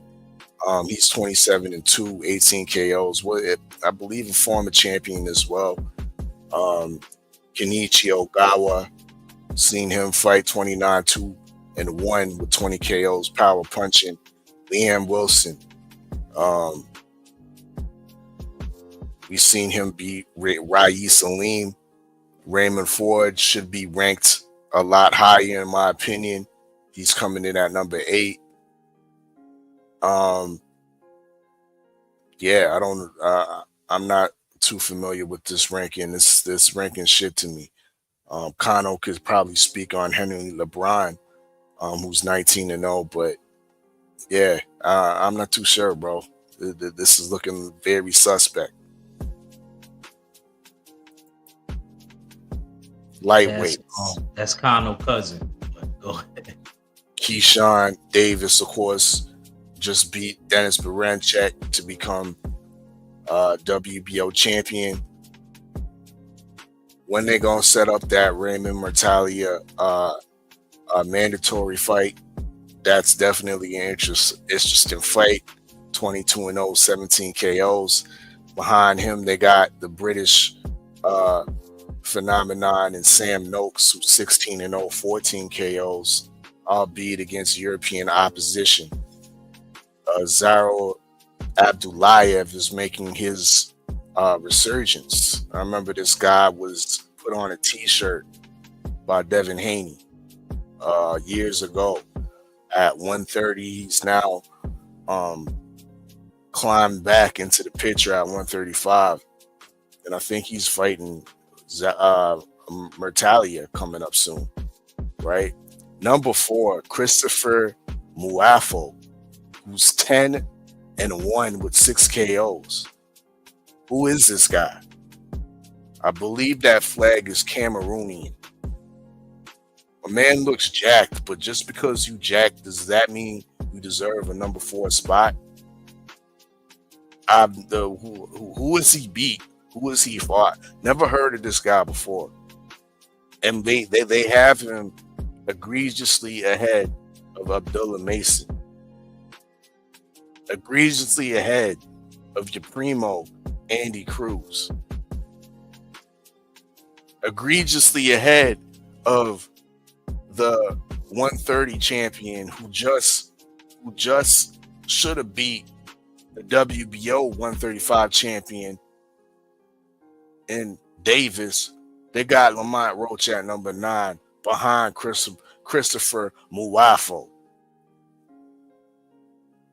Is Christopher Muafo?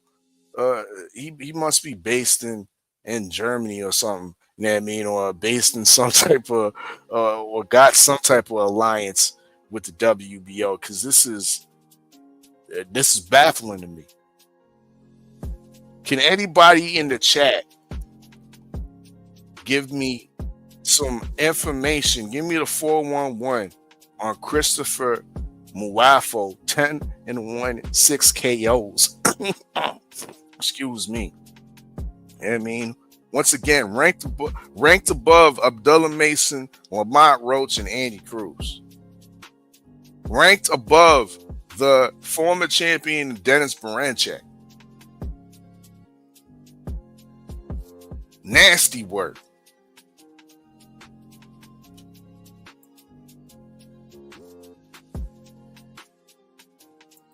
Yeah, I'm gonna have to agree, bro. Only thing they got right is the champion.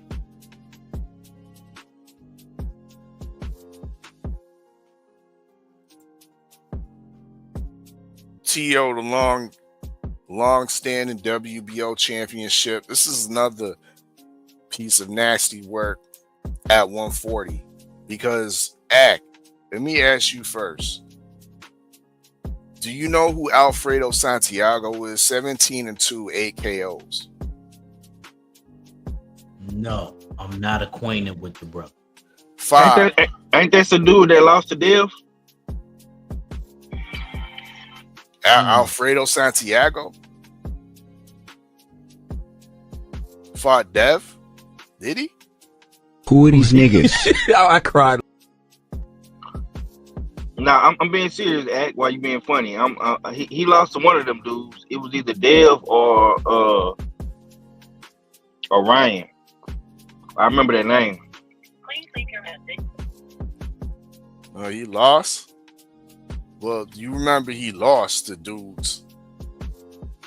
How does that explain this number one ranking, though?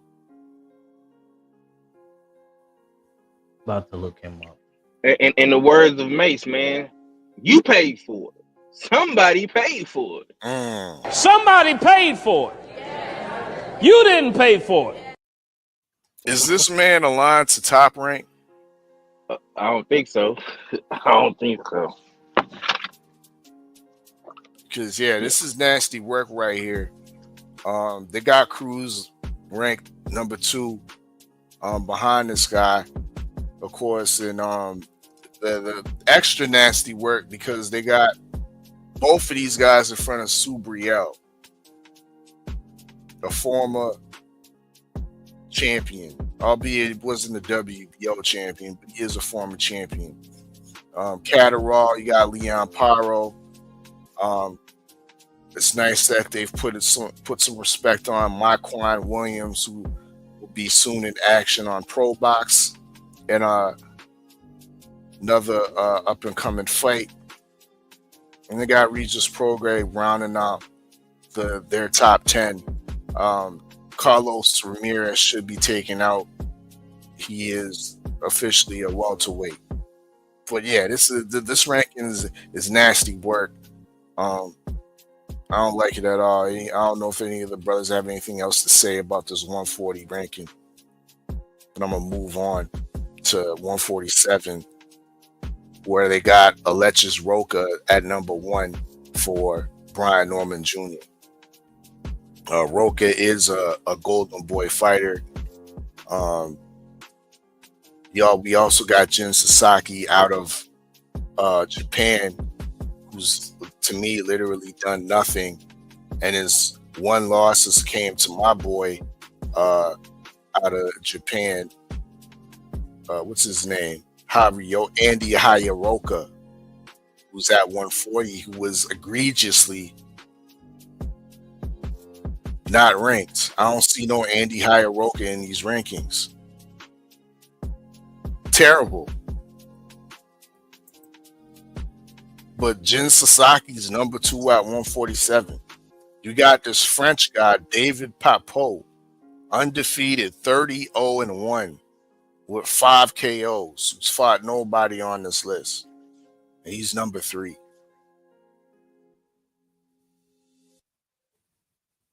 Put some respect on the boxing Karen at number 5, but he's behind Echo Esselman out of the UK. If we were just looking at the WBO by itself in the welterweight division and there was no other fighters out here, but in this ranking system, this is a very grim place, devoid of real talent and activity. Man, I mean, come on, man. Nicholas, I've never seen Nicholas Flores fight, but he's supposed to be coming up on a Pro Box telecast, so I'll definitely go be on the lookout for him. But yeah, this is not a good look. I agree. You got anything on this 5? Nah, we can move on, bro. Sebastian is the representative at 154. They got this right, the WBO. Of course, a top-ranked fighter, but it's deserved. Xander Zayas is the number 1. They got Charles Conwell at number 2. However, they've made Xander Zayas the mandatory. They've ordered the mandatory with Sebastian Fundora, but how? Where? Maybe I'm wrong. Maybe Ack can put some more, shed some more light on some of the rules, but don't a lot of these sanctioning bodies have elimination belts? Yeah. Even with the WBO, like if I was at 126 and moved to 130, I would still have to fight to get a mandatory spot. They've essentially. I don't know if in that last fight they've handed this guy his mandatory spot. I don't believe there was no real earning of this mandatory spot. So therefore, even though I want to see this fight between Zayas and Fundora, Bob has paid for this and secured this spot because he's pretty much bypassed a challenging eliminator, which he should be facing Charles Conwell. I'm sorry. I want to see 1 versus 2 to really solidify who's the next up to be champion. But money talks. And like I said, it's who Bob's ordered. And we're seeing what we see. We got Jorge Perez at number 3. Not familiar with him. Pretty boy Josh Kelly at number 4. Cordell Bucker at number 5. That's questionable as well. We see he's been supplanted at number 5 before the title shot he was given. But it is what it is. We got Ardell Holmes, who's coming up in a fight with Erison Lubin. 17-0, 6 KOs. That's going to be interesting. Madrimov, all the way down here at number 9. They put some respect on Boychuk and Jesus Ramos' name, but I think they could be moved up a little bit further, especially against the Jorge Perez's and the Josh Kellys and the Cordell Bookers of the world. They got that all wrong.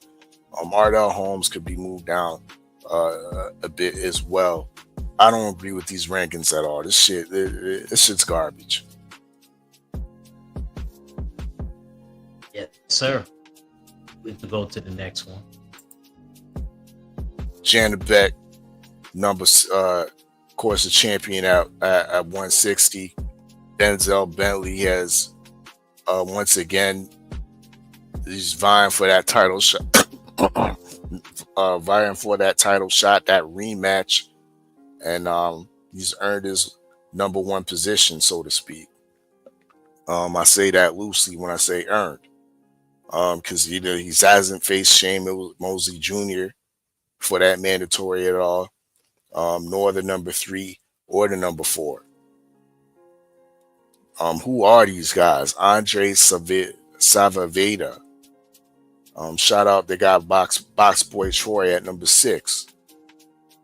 Shaquille Thompson out of the UK. But yeah, this ain't really looking too good. Yeah, I'm not a big fan of that either. Where's Box Boy Troy? Number 5? I thought he would be higher than that, being here and being the top ranked fighter, but I guess this is crazy. Yeah, everybody don't get that glitch code. You know what I mean? That GTA glitch code. You gotta be Puerto Rican. I thought it was just you had to be a top ranked fighter or a Queensberry, as far as on the UK side. That's what I thought. I guess.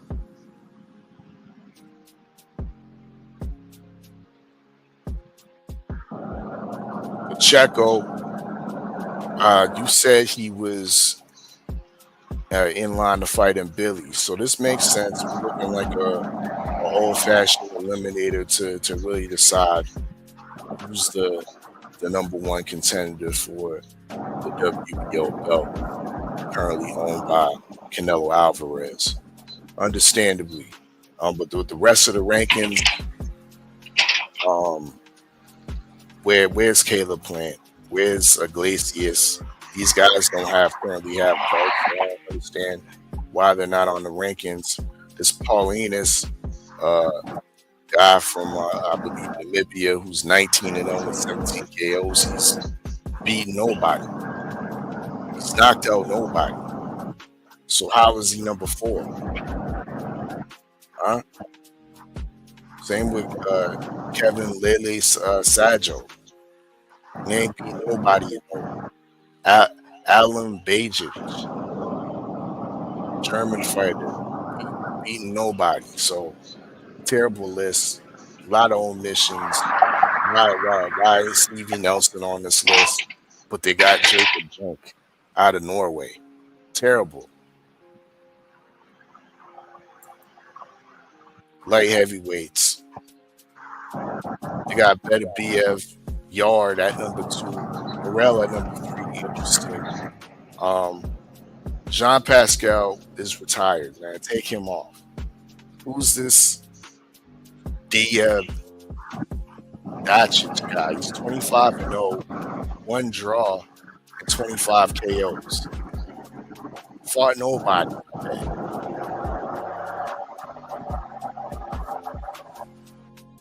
This is a little bit better, but so far the WBO rankings have been atrocious. I ain't gonna much hold you with that. Gilberto Ramirez, the champion at cruiserweight.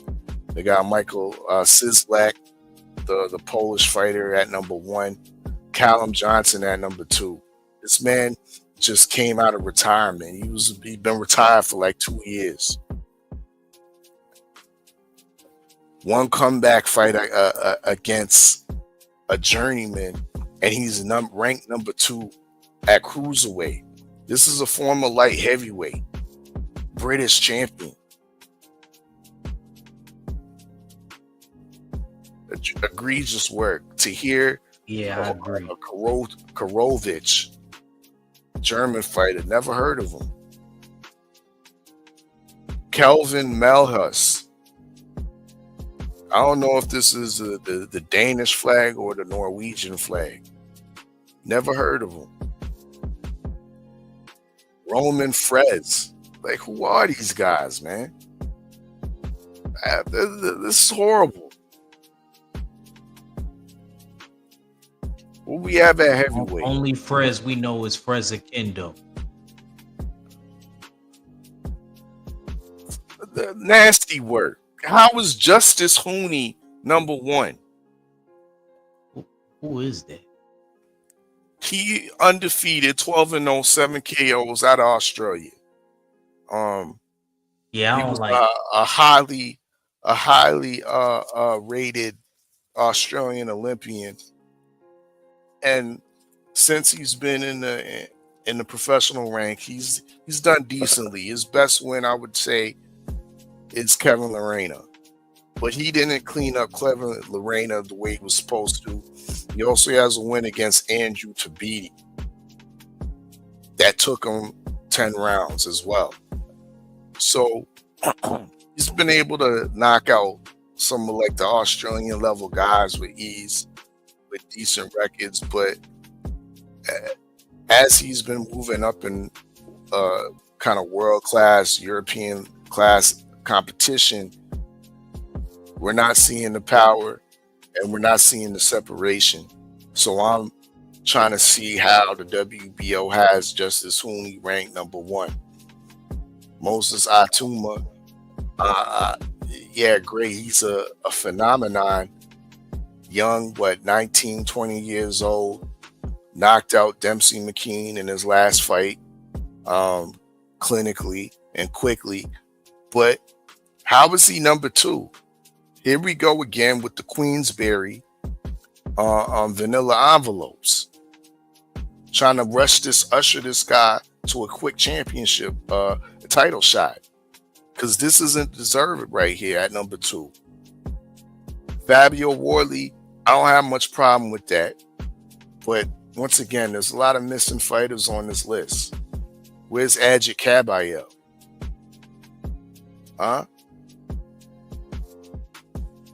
I guess Parker would be credited as being the interim champion is why he's not on this list, but this is egregious. Yeah, Derek Chisora, Marat Gassiev, Jermaine Franklin.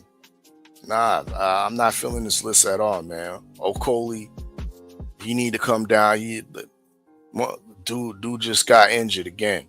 Like, what he doing at number 5? Yeah, you ain't got no complaints about your boy, Mr. Partner Red C. Moses being number 2. I just gave you the whole spill. Yeah, 5, where you been? He did. I gave I gave Moses 5 minutes. Yeah, okay, I'm just talking. You don't belong there. So who should be at number 1? Adjit Kabayel, who's missing completely off the list. But no, you know who should be number 1? Joseph Parker. Fuck out of here with that interim belt. That interim belt just means you number 1 for the WBO. You know what I mean? That should be the number 1. But this Justice Hooney shit, nasty work. I mean, cool. They putting some respect on the next generation of heavyweights, Hooney and Atuma. But where's the order to make Hooney and Atuma an eliminator? We ain't heard that yet. We ain't seen that yet. So what they doing right now? Nasty work.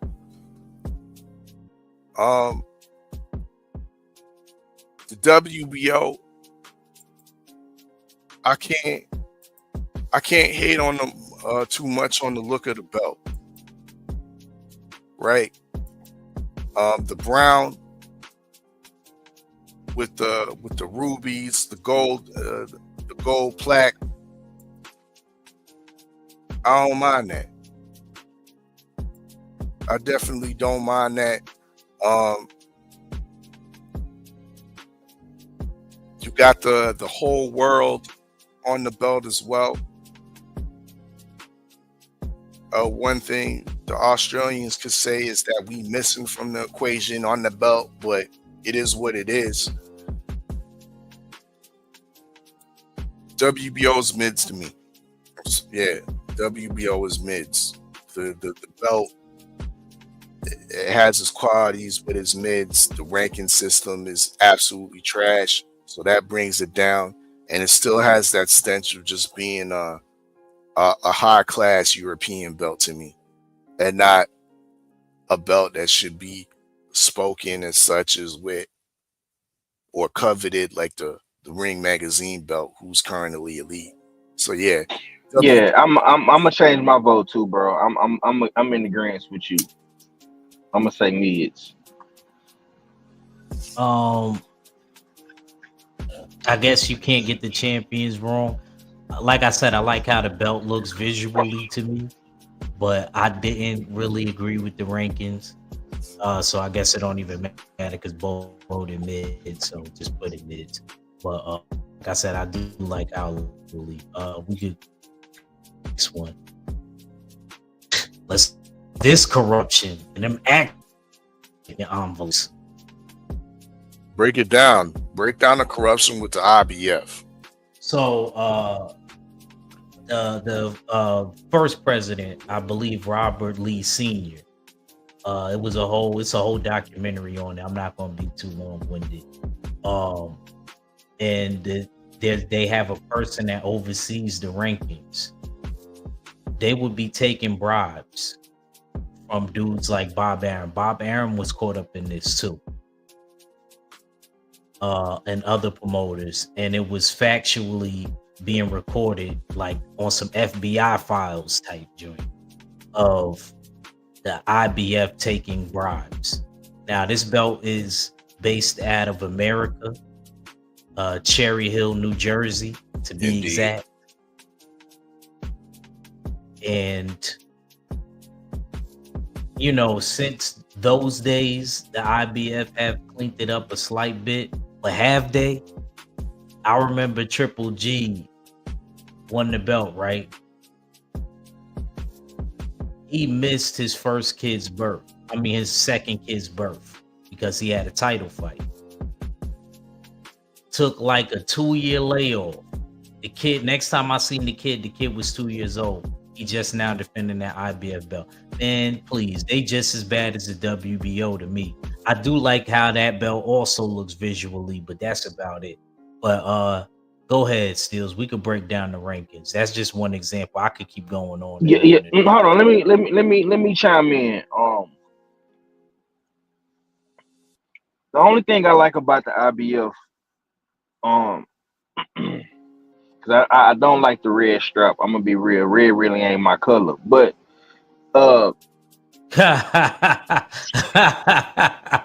you gotta if you're gonna put some red in there, you gotta be a little blue in there. That's just me. But I'm gonna say this, bro. The only thing I do like about the IBF is the fact that they do enforce mandatories, but it seems like they starting to, ease up and be a little bit more lenient. Like they're a little bit more understanding. You know what I'm saying? I think that in with this new era of boxing, like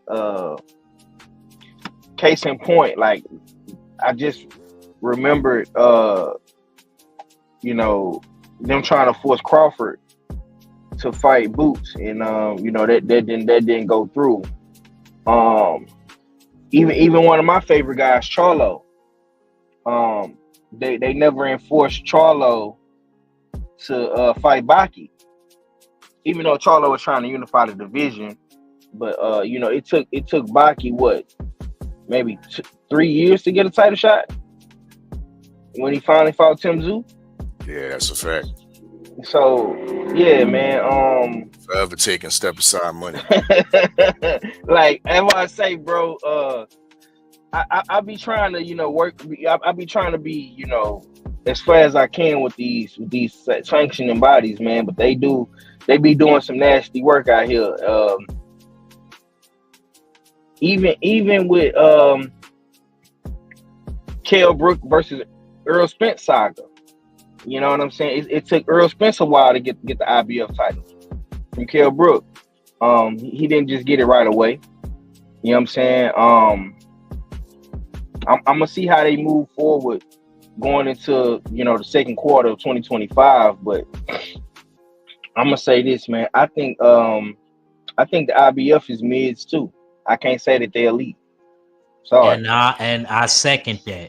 I second that wholeheartedly. Lucky I ain't put them in the trash because of that documentary. There ain't no documentary on the other belts, but they got a documentary. Well, let's cook through these IBF rankings real quick and note out the discrepancies. KG said it ain't enough red. Talk to him, K. Now, notably, the IBF is one of the few sanctioned bodies. They like to keep usually their number 1s and 2s vacant, and they like their 3s and 4s to fight for the vacancies of the number 1. It's how they kind of determine their mandatory. In this situation, we see Sam Goodman has earned his number 1 mandatory, and he's patiently waiting. It was scheduled at one point, but I think he pulled out of the fight due to injury. So he's the mandatory for Naya Inoue. As far as the other fighters on this list go, I don't got much to say about them. I'm not too familiar with this division like that to really critique where these guys should be ranked. Marlon Tapala is a former champion, former WBO champion, is at number 3. I see Anka Haas, I see Elijah Pierce, and I see Martin, who was number 1 at the WBO at number 8. But other than that, I'm not gonna give too much critiques. We'll move on from that. Go to the featherweights. Angela Leo, who's the Ring Magazine number 1. His mandatory seems to be Tomoki Kamita, 42-4 with 23 KOs. We got Omar Trinidad, undefeated. He's the number 2. Jonathan Lopez. We got Bruce Carrington. A lot of undefeated fighters for the IBF, which is leading me to believe that this is a pretty solid ranking. We also see no, it ain't. No, it ain't. How's Bruce Carrington number 4? He ain't did shit. Rayi Salim. Or you see, it's littered with a lot of up and coming fighters, though they haven't fought each other. I'm not too much hating on this list right here. Okay. I seen Luis Alberto Lopez. He just got a win today in Tokyo. I think he fought on that undercard. On that, I want to say, is that the Jerusalem undercard? Yeah, I believe so.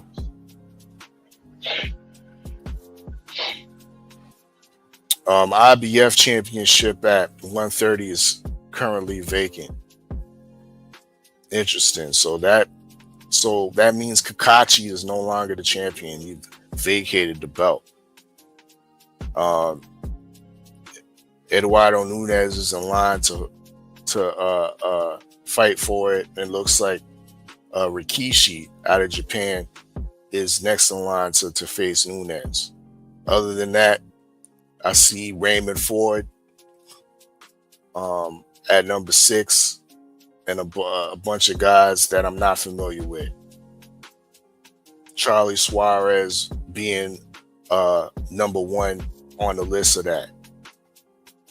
Out of Philippines, 18-0, 10 KOs. Seems to be highly ranked amongst the other sanctioning bodies as well, but never seen him. Lightweights. Vasily, who's been on a long hiatus. This is what Five's been alluding to. Of course, he beat Kambosos, knocked him out in his last fight. Currently, it's vacant. Will we see them enforce Abdulayev against Supremo and Andy Cruz to make that mandatory? Hopefully. Weirdly enough, they have Mark Mexayo ranked at number 5. I never knew he moved up in weight. I didn't know that neither. He actually fought there? I guess we could check that later. I'm not too sure about that. I don't know what's going on. But yeah, they have him ranked at number 5. We've seen our first appearance of Lucas Body.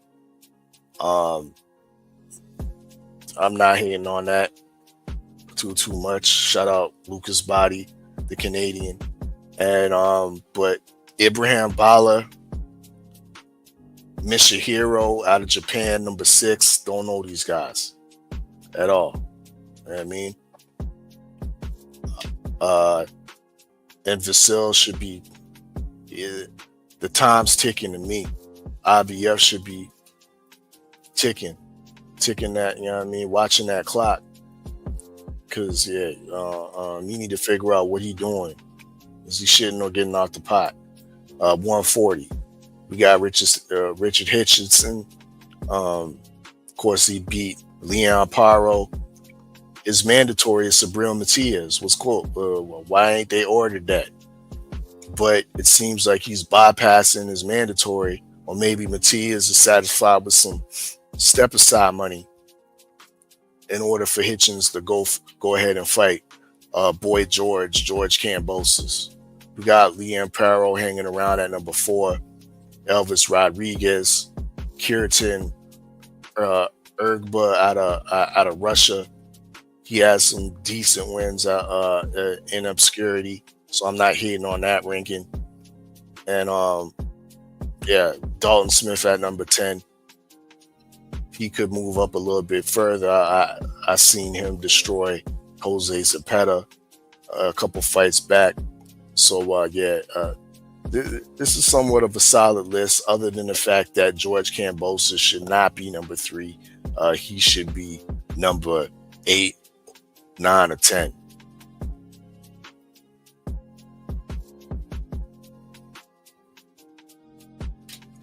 Welterweights. Ennis is the current champion for the IBF, of course. He was emailed that belt, I must say. His number 1 mandatory somehow was Lewis Crocker. Lewis Crocker won a disqualification against Patty Donovan. Patty Donovan beat the shit out of him.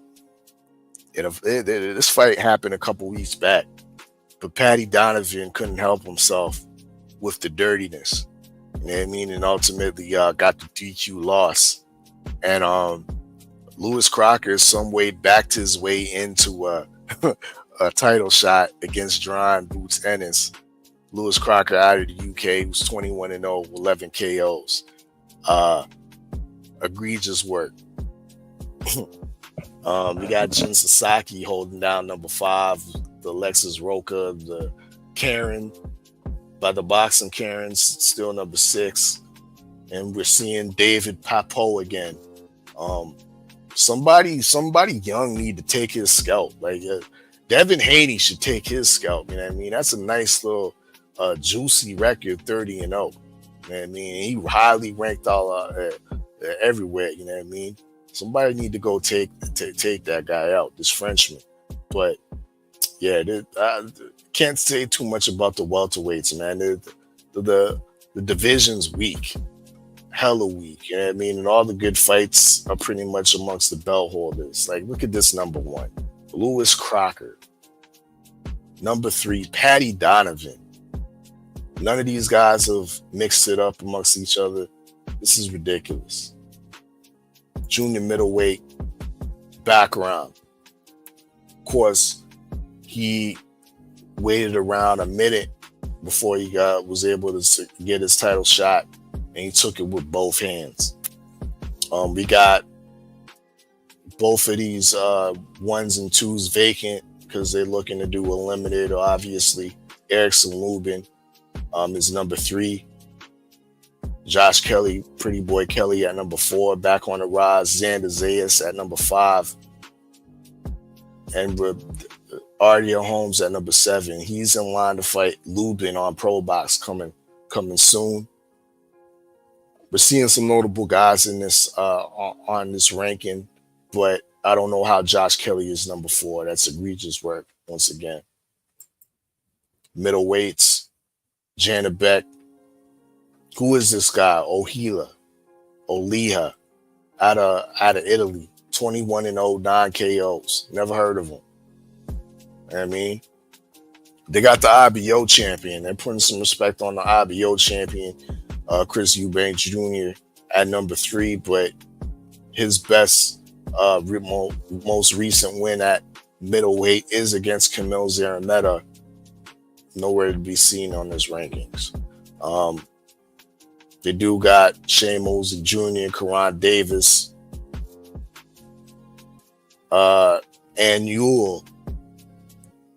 Nigga, I ain't gonna even try to attempt to say his name. The Frenchman that will be fighting Janet Beck in a title shot. Don't know how he was able to secure that shot. He's fought nobody as well. Terrible rankings. What's his ranking? Number 7. Okay, so this the Frenchman. He fighting Janabek. That's next week, ain't it? Yes, that's next week. I mean, okay. Week 2 for the US6 fight pool. This fight will be on there. Number 7 against Janet Beck. IBF need to shake himself in the head for this one. Why isn't Box Boy Troy part of this ranking? Once again, they always miss a lot of great American fighters, and Box Boy Troy definitely should be on this list, and he's not. William Skull, the current champion, raised to championship, definitely in suspicious circumstances. Got the robbery gift victory against Shishkin, who's currently number 2. Kevin Sajo, number 3, is not deserved. Now here's what I'm talking about. Guys from Germany that we've never seen before that suspiciously get ranked. Simon Zackenhuber at ranked number 6. Who is this guy? You know what I mean? Ridiculous. Mark Jeffers, Pablo Corzo. Need I say more? Yes, sir. Number 1, man. Another German, Michelle Eifert, who's 13-1, who the IBF is saying that he should be fighting Dimitri Bivol next. Anyhow, Bivol gets stripped for not fighting Michelle Eifert is absolutely egregious work. Eifert and Wallace should be fighting next. If you're gonna have Better Biev ranked on your in your sanctioner body, how is Better Biev behind Michelle Eifert when Better Biev's already knocked him out? See, Michelle Eifert's one loss has came by Better Biev, so that don't make no sense.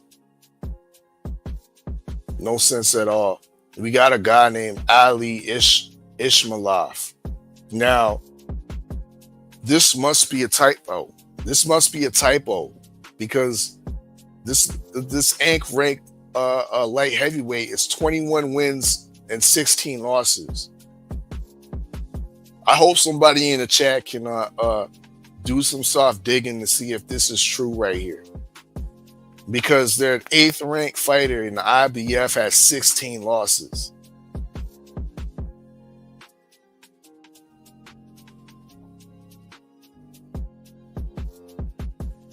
Nasty work. Apatai, the IBF champion, his number 1. Another German, Sin Cara. This man's 45 years old. Shout out to the 45s and ups. He's undefeated with 18 KOs, but absolutely has beat nobody, and is the mandatory for beating who? Not any one of these guys.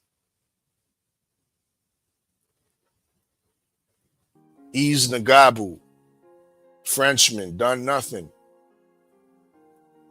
Another German, Roman Frez, done nothing. But all ahead of Brandon Glanton, the American. No respect. IBF is an American sanctioned body that puts no respect on American fighters at all. At all. Heavyweights. Dubois, of course, the IBF champion that was emailed the belt. Okay? Let's not forget that. Emailed the belt, and we want to put respect on the fact that he knocked out AJ Cool. But he was still emailed the belt. He was still given the belt by Usyk, who they have as his number 2, and soon to be mandatory Derek Chisora for some reason. Frank Sanchez ain't done nothing in a minute, and he's number 4.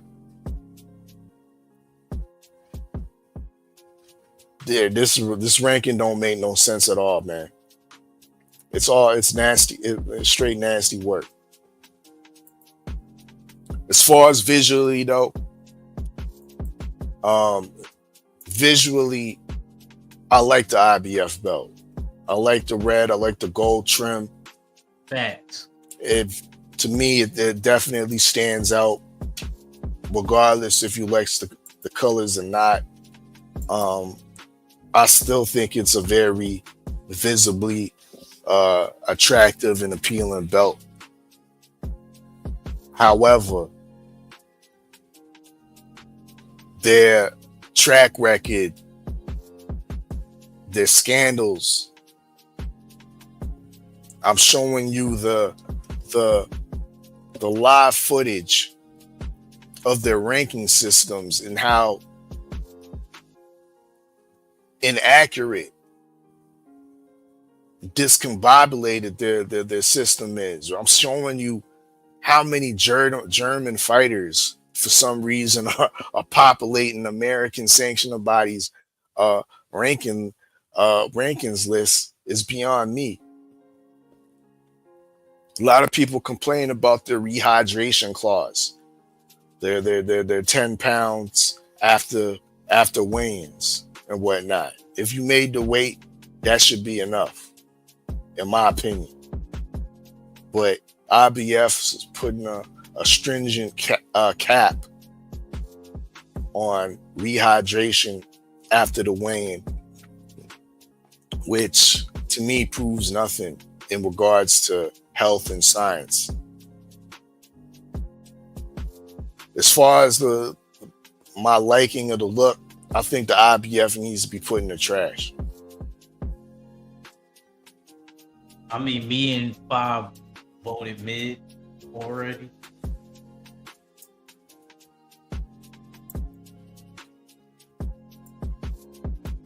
First belt. Well, ring is first, but let's say the second. No, that's the first.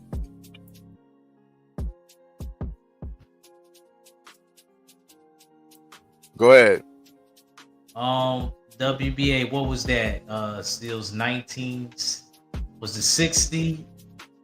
I can't remember. 60 something, but it was the first prestigious belt that was visible to the eye. And then of course we know the little brother came after that, which we'll get to in a second. We have WBA champions that dated back as far as Muhammad Ali, and as recent as Gervonta Tank Davis.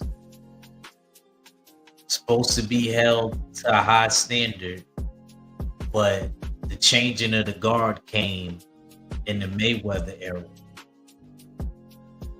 when they went from just having one champion per division to having two, with the whole regular and super champion situation. Which to me, they actually get caught in a lie, because a few years back, they had said to us that they were going to start subtracting those belts and making the regular champion and the super champion fight. But they haven't held up on their word, and we still are where we're at. So that's just a little brief talking point of the WBA. Stills, do you got anything to add?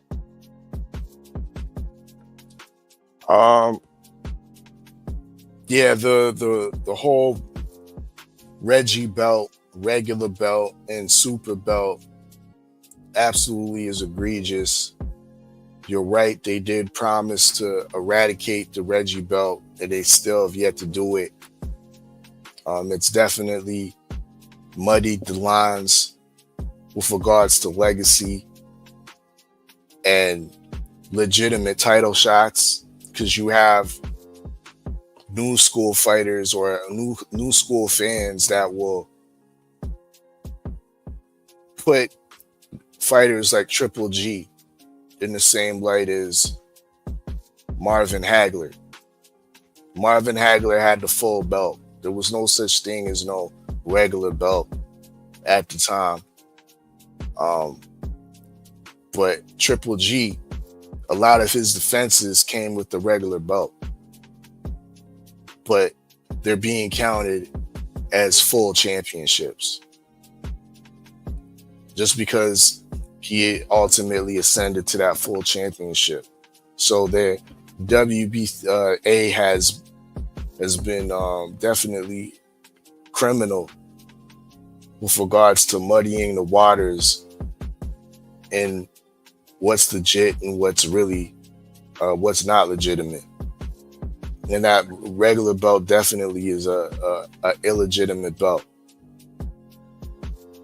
An illegitimate belt that they've never held up with regards to the number one rankings, who fights for it, their criteria of if you have the regular belt, does that mean you're automatic mandatory to the super champion that might be there?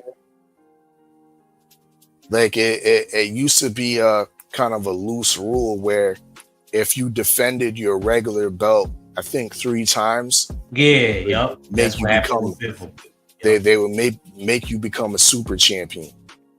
Cool. But when you become the super champion and then they reoccupy that regular belt, when does the regular fight the super? And they've never made that clear, which is discredited the credibility of the WBA, in my opinion. Their ranking systems are in absolute shambles. The look of their belt is mids, it's basic. I like the crown. I like the basicness of the black, but it still doesn't. The scandals and the shadiness behind the WBA speaks louder to the more than the look of this belt. Allow me to go to these ranking systems. Yes, sir. And real quick, Steels, I just wanted to add something. It used to be the NABA belt, the National Boxing Association belt, and it dates back from 1921, which is 104 years ago. And they have a saying, the WBA, simply the pioneers. They recalibrated the championship and called it the WBA, the World Boxing Association, August 23rd, 1962. So basically 62 years ago. And yeah, man, ever since then, and it's based out of Panama City. Go ahead, bro. I just needed to bring that up. It's basically the first belt. All right, we're gonna jump to the 130s and bypass of course like the 126 and the rest of the booger weights. And of course Lamont Roach is still the champion at 130 for the WBA, but under that, the fighters under him are very much obscure. I know Mixayo. However, once again, when he rated as a lightweight with the IBF, and Raymond Ford Jr., in my opinion, should be rated higher amongst these guys that we don't know about. Jazza Dickens is number 7. Come on, man. Nasty work. Lightweight. Davis, who was an email champion. Obscure. They're blurring, muddying the lines. He was a regular champion, but they count those those regular defenses as real defenses. His number 2 is Floyd Schofield. I bet WBA doesn't enforce this because their mandatory is vacant. Are they going to avoid Floyd Schofield against Andy Cruz? Nope.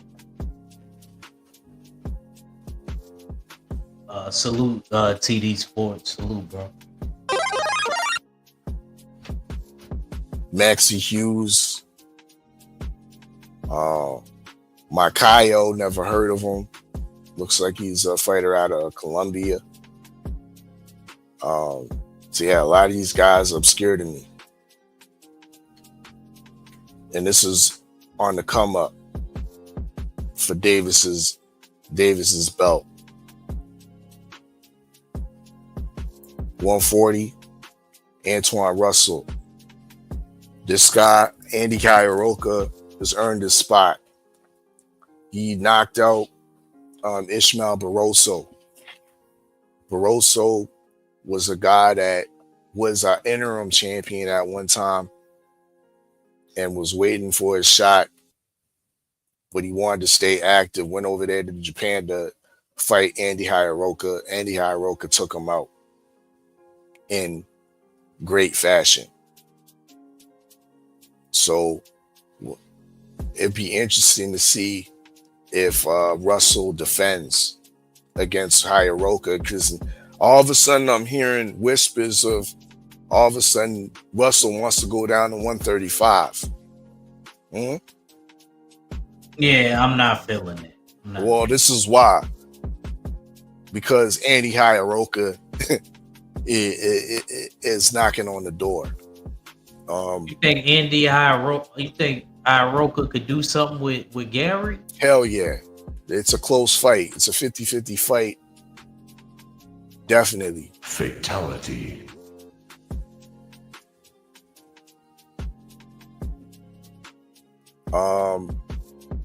We got guys like Argba, the Russian fighter, who's an interesting prospect. Kenneth Sims Jr., Oscar Duarte at number 5, and a new Cuban fighter. Have you heard this guy, Kevin Haler Brown? I think actually I do know. I think he's fought on the zone a couple times, if I'm not mistaken. Kevin Brown. Actually, no, I haven't heard it. Yeah, but they got him rated number 10. And weirdly enough, they have Russell also as a number 6, the champion at the same time, and your number 6. Nasty work. This is the WBA. Welterweight. They got a man in Stanionis who's in a couple of weeks fighting for that unification, for that ring belt as well. His mandatory is Gayasov. I think an Uzbek fighter, hasn't done nothing. Rolly Romero has been inserted as the WBA number 2. Rolly Romero and the WBA and the PBC also have a long, illustrious relationship. A lot of PBC fighters get favor with the WBA. So that's one thing you'll see. PBC is currently managing and promoting Stanionis. Let's put the relationships together. We got Garcia at number 3. Sasaki, number 4. We're seeing Conor Benn, a guy that hasn't fought at welterweight in, I believe, 2 years. His last 2 fights have been at 154, and his next fight coming up in, I believe, 3 weeks against Chris Eubank Jr. will be at 160. So what are we doing here?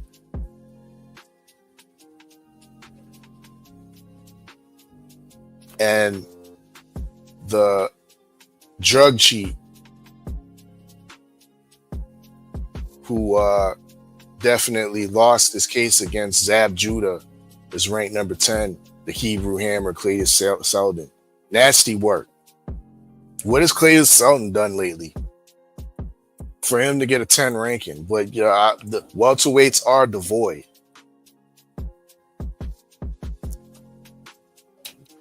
We got another German that's ranked number 1, Abbas Baru. Never heard of him. Ioannis Tellis is number 2 for the WBA. He's a cool prospect, interesting player at 154, but he's not ranked number 2. He shouldn't be ranked on number 2. But once again, that speaks to the PBC's hold and lock on the WBA belt. Because if Crawford decides to vacate his belt Look who's in line to fight. They got Johannes Tellers lined up to fight an unheralded, untested German fighter that already has a loss. Behind that, they got Lubin, PBC.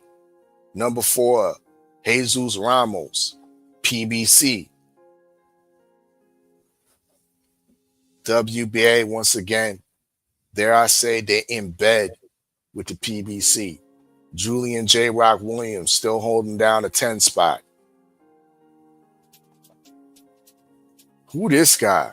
Number 8, Joxan Blanco. That's a name for you.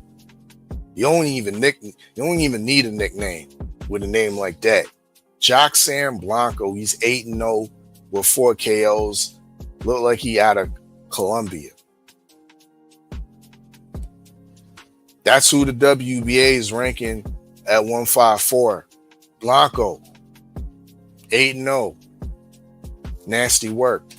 Middleweights.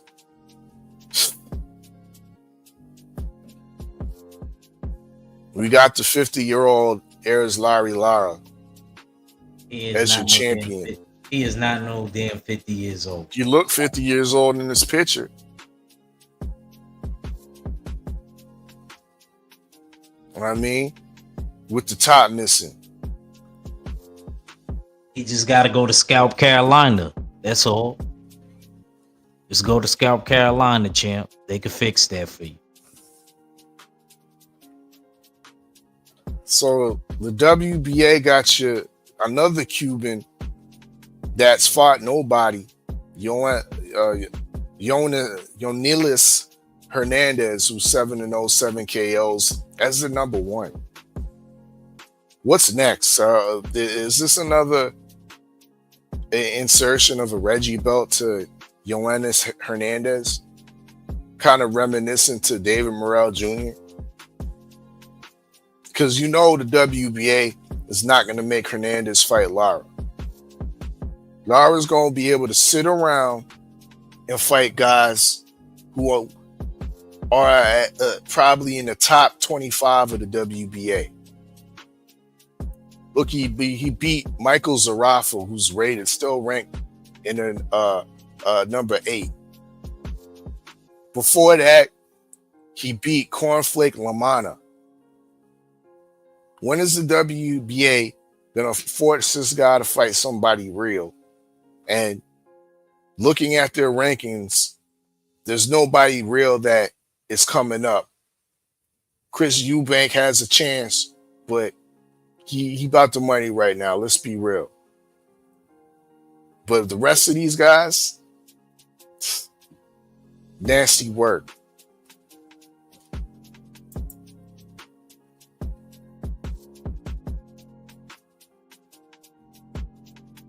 This is kind of interesting here. We got in Billy, Lester Martinez should be lower, but good to see him on the list. Darius Fulgram is number 4, should be lower, but great to see him on the list. Junior Union,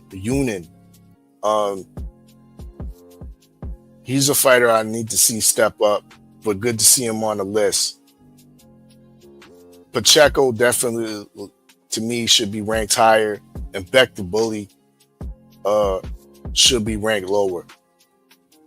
But at least we're seeing some notable guys on their rankings. But WBA it's still trash.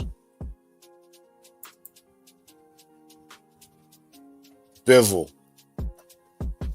If done right by ranking Beterbiev number 1, Benavidez number 2. So 1 through 4 is pretty solid to me.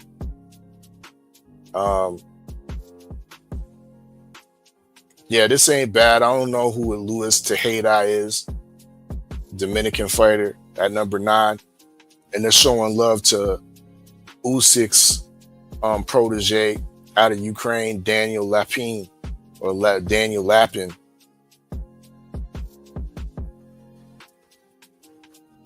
Cruisers. We got, of course, Zerto and Dorticos somehow came back and made the number one.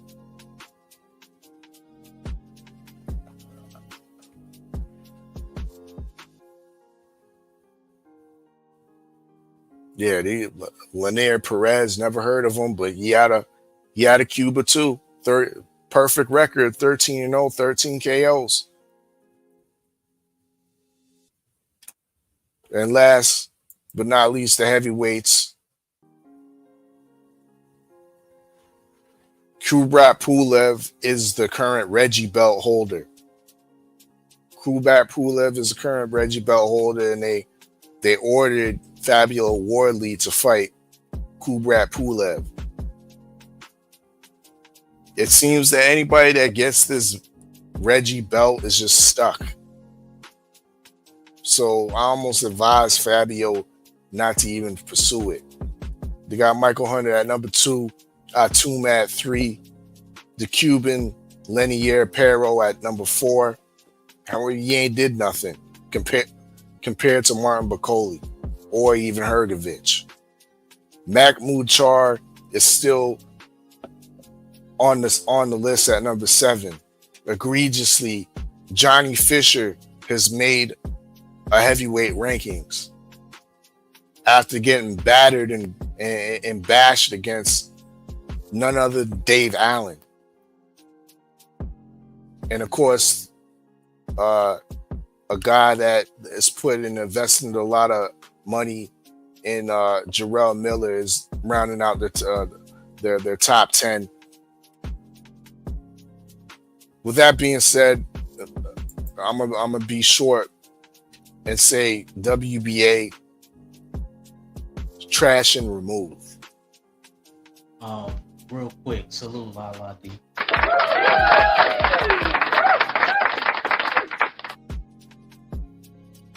Um, 503, where did you rank this, bro? I don't know where you put the WBA in. Trash. Yeah, I guess. Yeah. The WBA goes in the bin, the dumpster, the compactor, the waste management truck. It's trash, bro. I've been hella quiet. I was on the move earlier, but I just made it back to the crib, and I was just listening to our fella, break this shit down surgically, bro. Look, man, my biggest gripe with the WBA, man, is that you said they've been around since the early 1900s. So over 100 years they have in boxing. And they are one of the main problems in boxing. They keep up more confusion than any of these other sanctioning bodies. We seen how now, and this is what I got to give the WBO and the IBF credit for. At least the WBO and the IBF, at least they enforce their mandatories somewhat. The WBA does not do any of that.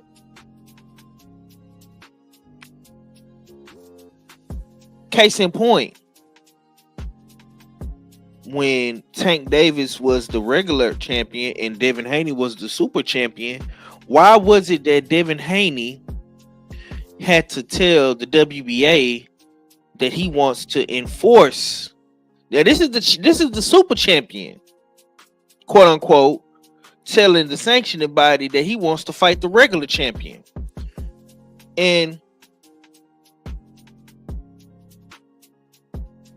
you have Tank's team, which is the PBC, going on record saying that there are nobody's mandatory. Shit like that, bro. It's just confusing and it's just trash to me, man.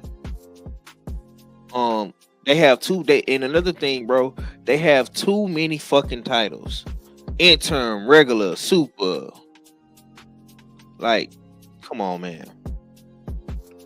It's just too many. It's too many titles, bro. I think they need to get rid of the regular champion and just have one champion in every division. And enforce the mandatories, man. The WBA is trash, bro.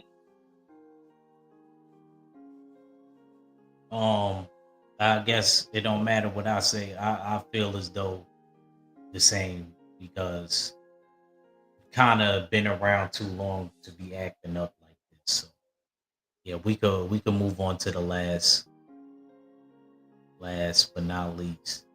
Now, to me personally, the visual, I love the visual. That's all I'm gonna say on that part. I'm gonna let Steels take the wheel. Nah, I second you on the visual. And green is my favorite color. Funny enough, the WBC has almost done their best to water down their brand, because they're one of the sanctioning bodies that continuously be rolling out new belts like they a fashion designer.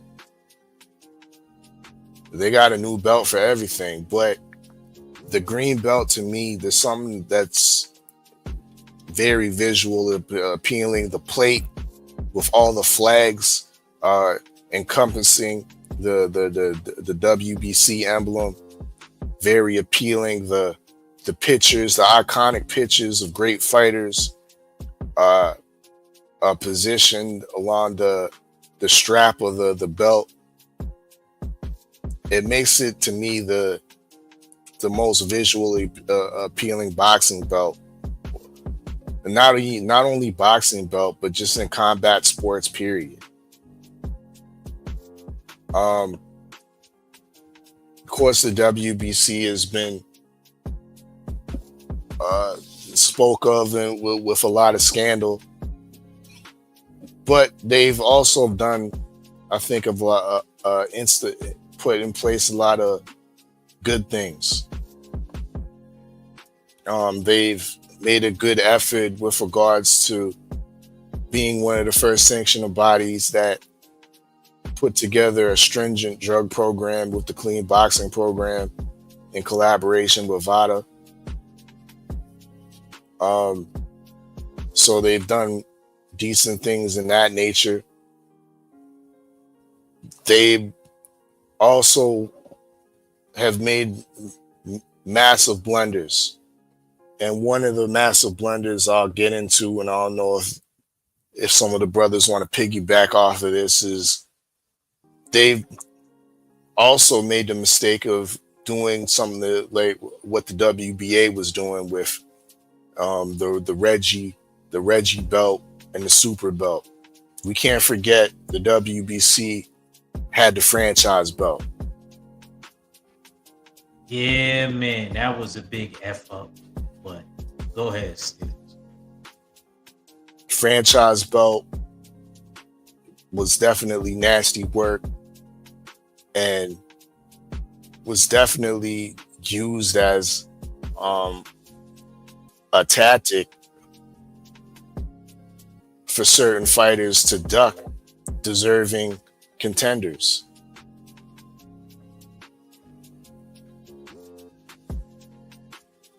But I'll land the plane on that. If Five got something to say about the WBC before we get into the rankings. Yeah, man. I would say for the dub, I think the WBC has a lot of nostalgia to it. The green and gold make everybody fold. You know, green for the money, gold for the honey. You know that's a OG color combo, and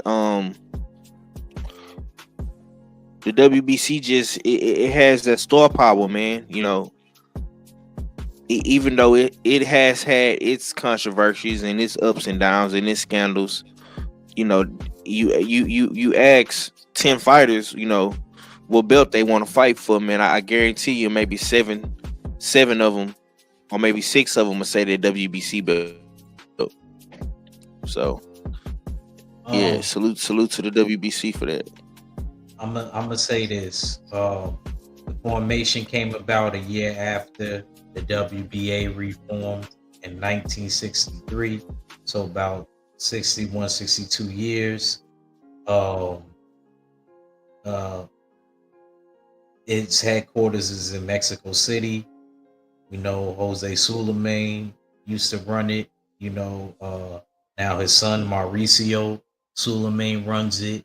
The one thing positive that I will give to the WBC, even though that everything they do, it comes with a double-edged sword, is I like that once you hit the top 15, it used to be the top 10, you have to start getting drug tested and the clean boxing program. That's one good thing that I think came from the WBC. That's one good thing that came out of the WBC. So I'm not gonna harp on it too long. I know we got divisions to go through. Y'all join in the chat and see what we think about these different listings of champion. But the WBC really got its popularity, I would like to say, during the Mayweather era, because all he used to collect was green belts and divisions at times. But go ahead, Steels. Once again, we'll start off at 130. O'Shock Foster is the defending champion, the defending WBC champion. They got Eduardo Nunez as the number 1, Nick Sayo number 2, and Raymond Ford, Conceição, definitely on the list, and a bunch of other guys obscure. Mauricio Lara has recently popped dirty, so he shouldn't be on the list at all. Being that the WBC is the advocate and the promoter of the clean boxing program. Shakur Stevenson is the current defending 135 champion for the WBC. They got Andy Cruz as the number 1, suspicious to me. Tevin Farmer at number 2. Now, one thing that's notably missing off this list is William Zepeda. Why? Because he's the current interim WBC champion. WBC, like the WBA, they like to play with the whole interim tag now. And interim, basically, for the WBC can equate to being a Reggie belt, a regular belt, because there's been plenty of situations where you had fighters gain an interim belt and had to defend it instead of being afforded that automatic title shot. So, and there's also been cases in the case of this situation where William Zepeda has held the interim, he's declined to face the full champion. So if you're declining to face the full title, the full title challenger or title champion, why are you holding an interim belt? Pass that down to Tevin Farmer, or pass that down to your number 1, Andy Cruz. That's a good damn point, Steels. See, you messed up where I was going to put them at. You messed that up with that one you said right there. That was important. A lot of these be known.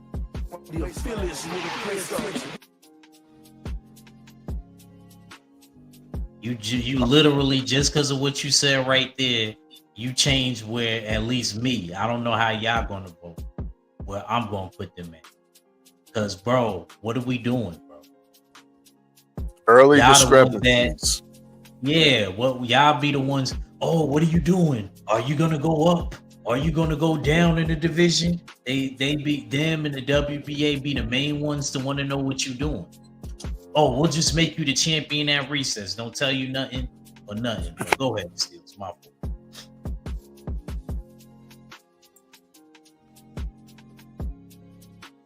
Alberto Puello was the current WBC champion. At 140, they got Dalton Smith ranked number 1. I guess he got that off of beating Zepeda, solidifying that, but that's still questionable to me. But one thing I'll say about this 140 list is that there's a lot of notable guys that deserve to be on here. Sando Martin, Lindolfo, Delgado, Jack Catterall, Jose Valenzuela, of course. Matias, in my opinion, should be definitely rated a lot higher, arguably number one, but it is what it is. Yeah, I don't have much to say about this one right here. Mario's Barrios. Well, go ahead. Nah, I was gonna say I didn't have nothing on that. Nah, it's cool. Interesting enough, the former recess champion at 140 has been installed and inserted as the number one at 147 for Mario's Barrios. We have to remember that Devin Haney hasn't fought once at 147 yet. So he's been inserted in front of Suleiman Sissoko. Not mad about that. He ain't done nothing to me, in my opinion. Conor Benn ain't fought in division once again in 2 years. Green Beans is getting, I don't know, again, what has he done lately? Jin Sasaki, he got some great promoters over there in Japan because they're paying out well, because he's all over the place and it's absolutely done nothing but lose to a 140 pounder and Andy Hyaroka. make that make sense, bro. Still said he done absolutely nothing. Still stupid. Let's go to 154. Of course, we got Sebastian doing his thing. Boychuk. Xander ranked number 2 in there too. Charles Conwell right behind him in another. Dang. This is a solid ranking. Yeah, I think it's good. I'm not mad at that. It looks like they doing good as far as where people is placed at. I think out of everything we looked at. Yeah, they're top fives, right and exact. I ain't mad at that. Middleweight, Carlos Adames, who's solidified himself as the champion at WBC. He's no longer what you could say the interim or the Reggie belt holder, nothing like that. To me, he legitimately beat Hamza Shiraz. But looking at the rankings under him, I'm not impressed. Liam Smith at number 10, cool. But yeah, who's this guy? Nursim Tanoff, never heard of him before. Ridiculous. Wait, what's the name ain't ranked there? Troy wasn't ranked? Yeah, Box Boy Troy ain't ranked with the WBC. That's egregious, champ. That's egregious. It was good, Mac. What's going down, family? How y'all doing? Ain't nothing. We chilling, kinfolk. Right on, right on.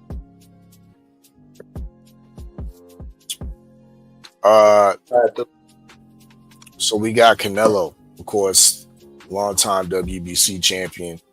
WBC is made parted seas for Canelo in order to continue to hold that belt. I mean, change drug testing policies years ago in order for Canelo. We can't forget that. Once again, marred with scandal, the WBC. However, this ranking right here, not too bad, not too shabby. Don't know who Luka Plantic is, out of, looks like Serbia or something like that, but never heard of him. But other than that, and Billy Pacheco, solid. Iglesias, number 3, solid. Jaime Munguia, number 5, solid. See, Plantic should be replaced by Bruno Sarasi, who got the win over Munguia. That would have made more sense. Lester Martinez at number 10, cool. Mac, you got something to say? I was going to ask you, should Jaime number 5 ever get knocked out the way he did? Yeah, that's the bit. Yeah, I don't too much agree with that. But we got so much criticisms. I'm not going to I mean, harp on Jaime being at number 5. To be honest, to me, it's more egregious. Luka Plantic. I know nobody in here know who Luka Plantic is. I damn sure don't. I don't know. It sound like I don't know. Yeah. He sound like an album name. Yeah. It's not even just that. Sound like a new vegetable. You know what I'm saying? Luca Brasi. 175. Better be of course is number 1. Interesting enough. Well, once again, I have to note that Benavidez is the interim champion. The interim champion. That's why he's not on the WBC list currently. So another example of WBC veiling that interim belt as a Reggie belt.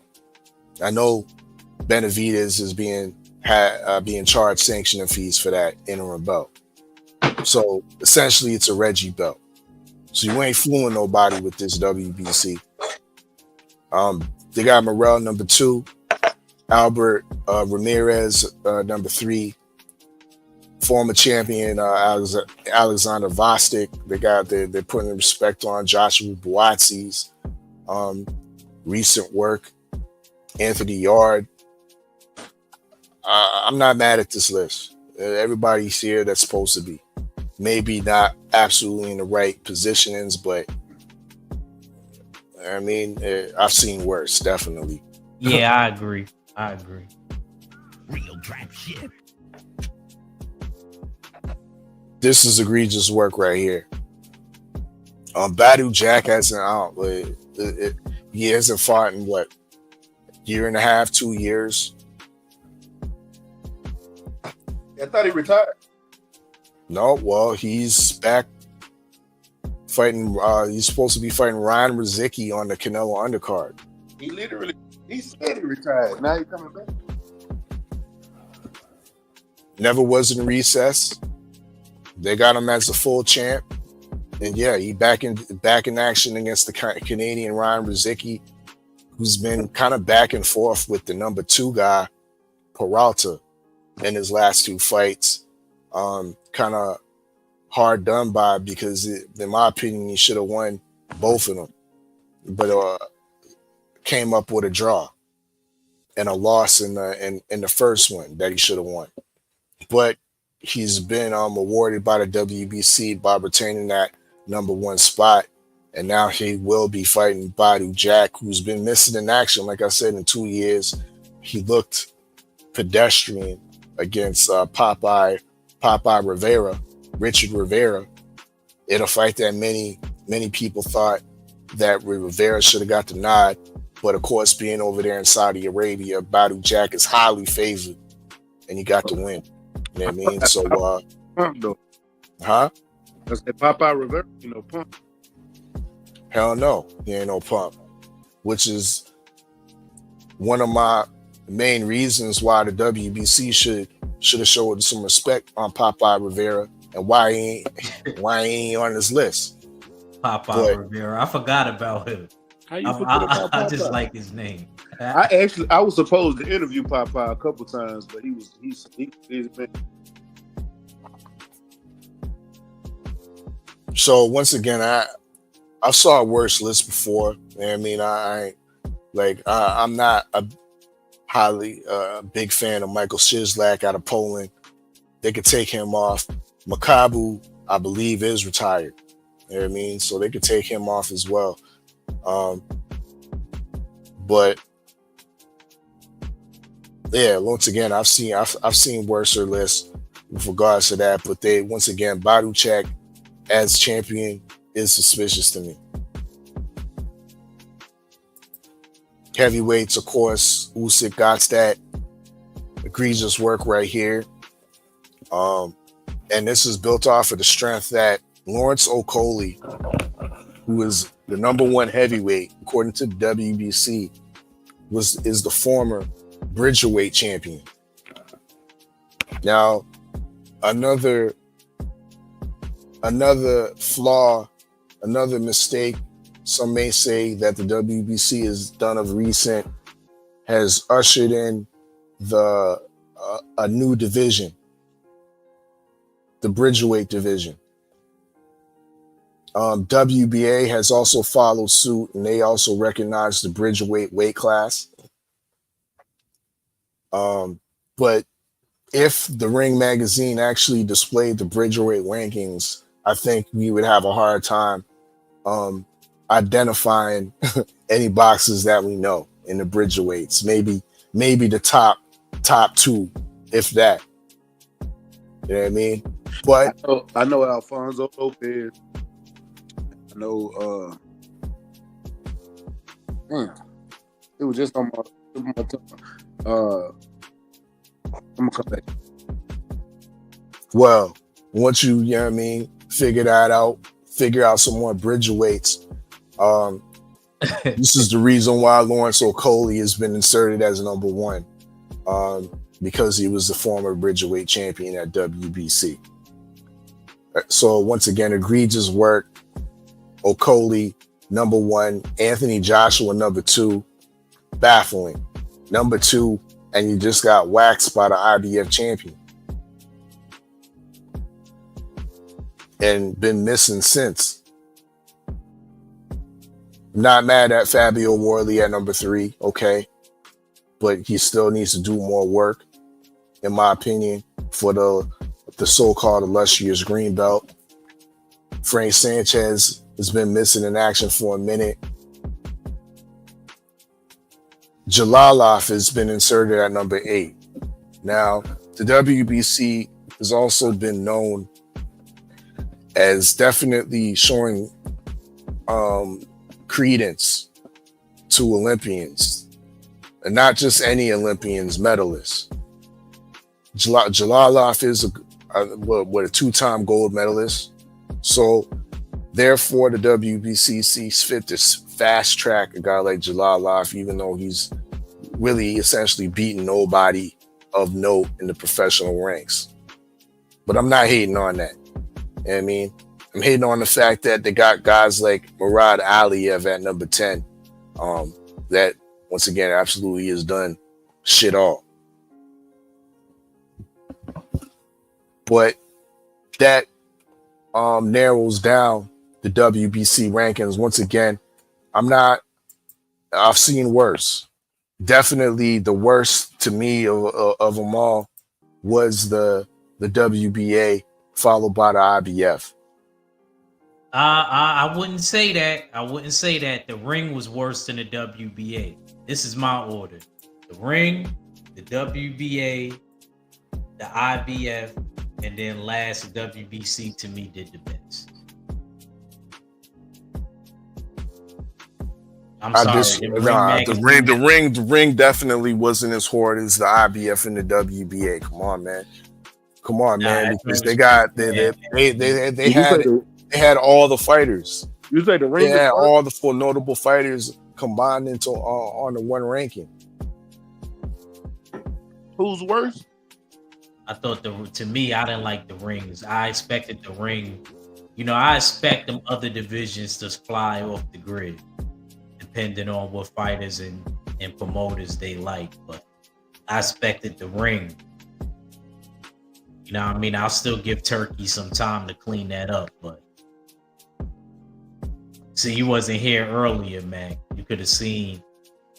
I know for a fact you would have been like, how was this person over here with this person? Like, Steels really did a good job. We went through all of this, and towards the end, we got to the key divisions, and we started breaking this thing down. But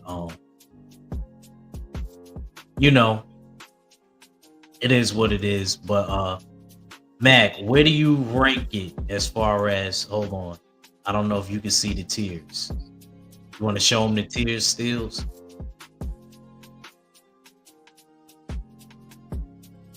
I can see elite, and I can see down the trash. I don't think he could. And it's God tier, elite, need more info, mids, and trash. So I'm gonna tell you the God tier just like that, because y'all know what I feel. Lineal is the top belt, and it have a, and that's God tier. That's What you think? Oh, you think the ring lineal? The ring ain't lineal. The ring. Well, you're right. It is. It is. Yeah. That's the lineal title is the lineal title, and that's the number one spot. That should be God tier. It's no belt. You can't hold a lineal title. And the ring is just they give out the ring to try to replace the lineal title, but that's not the lineal title. And then I think the WBC should be trash. I'm tired. I don't give a fuck. I'm tired of the WBC. But I think they did a better job. How can they do a better job than the bullshit they've been pulling? I mean, the rest of every the year is rest of the something new. Bodies ain't no better, bro. I don't give a damn. Every fucking year is something new with these motherfuckers. Dog, the rest name another sanctioning body that sit here and skew drug test results, bro. None of them. WBC, who's supposed to be the clean boxing program. Look what they didn't suspend the Gringo. New York did. They didn't. They was willing to get his motherfucker belt after he was overweight. Why? Why are we giving these motherfuckers a pass? They garbage. Trash. Stop giving them excuses. Never Benavidez ain't had a shot at the Canelo yet. Why hasn't this motherfucker been stripped? Y'all complain about Jamal Charlo having a title for 3 years and not fighting. Name another sanctioning body that would do that. Oh, I did. You wasn't here. IBF. I remember when Triple G won that belt. He missed his second kid's birth. So I'm gonna tell you why. I'm gonna tell you. He didn't defend that joint until his kid. He brought the kid to the next fight with him when he defended. That kid was like 2-3 years old, bro. Stop, man. Stop, man. I'm gonna tell you. I'm gonna tell you something about the IBF. You know why he was allowed to do that? Because whoever was in the number one spot for the belt didn't push the IBF. It don't matter. Yes, it does. Hold on. Person over.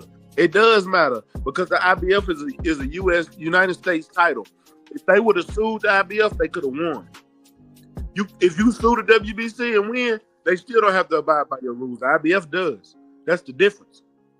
Nobody pushed the IBF. Ain't no better. And when people push the IBF moves. Every time they not push all the the time. IBF. Not all the time. Bullshit. Every time they go to they threaten to sue the IBF makes shit shake every single time. I've seen it over and over and over again. Shoot, I also seen them be corrupt. They was in a government documentary, man. Yeah. You know about that? Well, Robert Lee Sr. taking bribes. And so was the WBO. You know what I'm saying? Yeah, so look, as far as the rankings, if we're gonna go off of the rankings, ain't no belt worse than the WBC. Stills, where do you put the WBC? Still? Mac gives some good arguments. Because as much as they've been involved with some things that have been innovative and good for the sport, they've been also marred in a lot of unsavory and questionable actions and moves. As much as I like the look of the belt, the prestige and the lineage, they have done some unforgettable actions. So, and of recent, even the whole situation with Conor Benn, it's almost like they've tried to pave a way of exoneration without proper due process. They still have him installed as in the 147 rankings when he hasn't fought there in nearly 2 years. So with all those things being said, like, I would love to put them as elite, but I just can't do that. I wasn't gonna go that far, but I can't do that. They mids.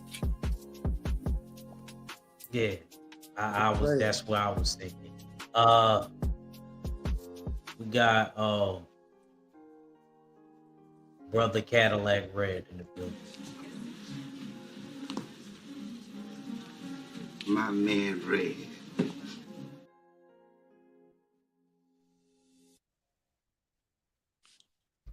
Well, what's happening with it? What's happening with it, fellas? You know what I'm saying? What's happening, chat? Yeah, I see we in here talking about belts. You know what I'm saying? So some of these belts about to get belt to ass, man. You know what I'm saying? I don't know if y'all still got the votes. We might have to change something up. Or it might be You good. feel me?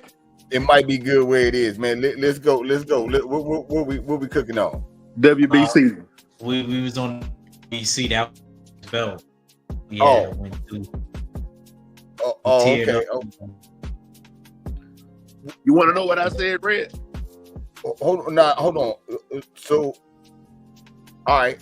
So if we on the WBC, I'ma say that they trash/remove. You see what I'm saying? That's 2 for trash. Yeah, you can't run around here. It's 2 for mid, so we got to go to the chat. You can't go around here putting your mouth on everything. And you stupid. You know I'm not lying. You know I'm not lying. There's no way that you can put your mouth on everything and think that you are not trashy. Yeah. That's trashy activity. On everything. You know what I'm saying? It's different from a girl that suck a lot of dick and the girl that suck a lot of dicks. You understand? It's a difference. Cigarette is crazy. You understand? It's a difference. Queen voted trash. He's out of his mind. He put his mouth everywhere. Look how many votes everywhere. Turkey came into the game and said, I'm about to make my own belt. I'm tired of all these sanctioning bodies. And what would he say? Let me put my mouth on that. Nasty. So, hey, man.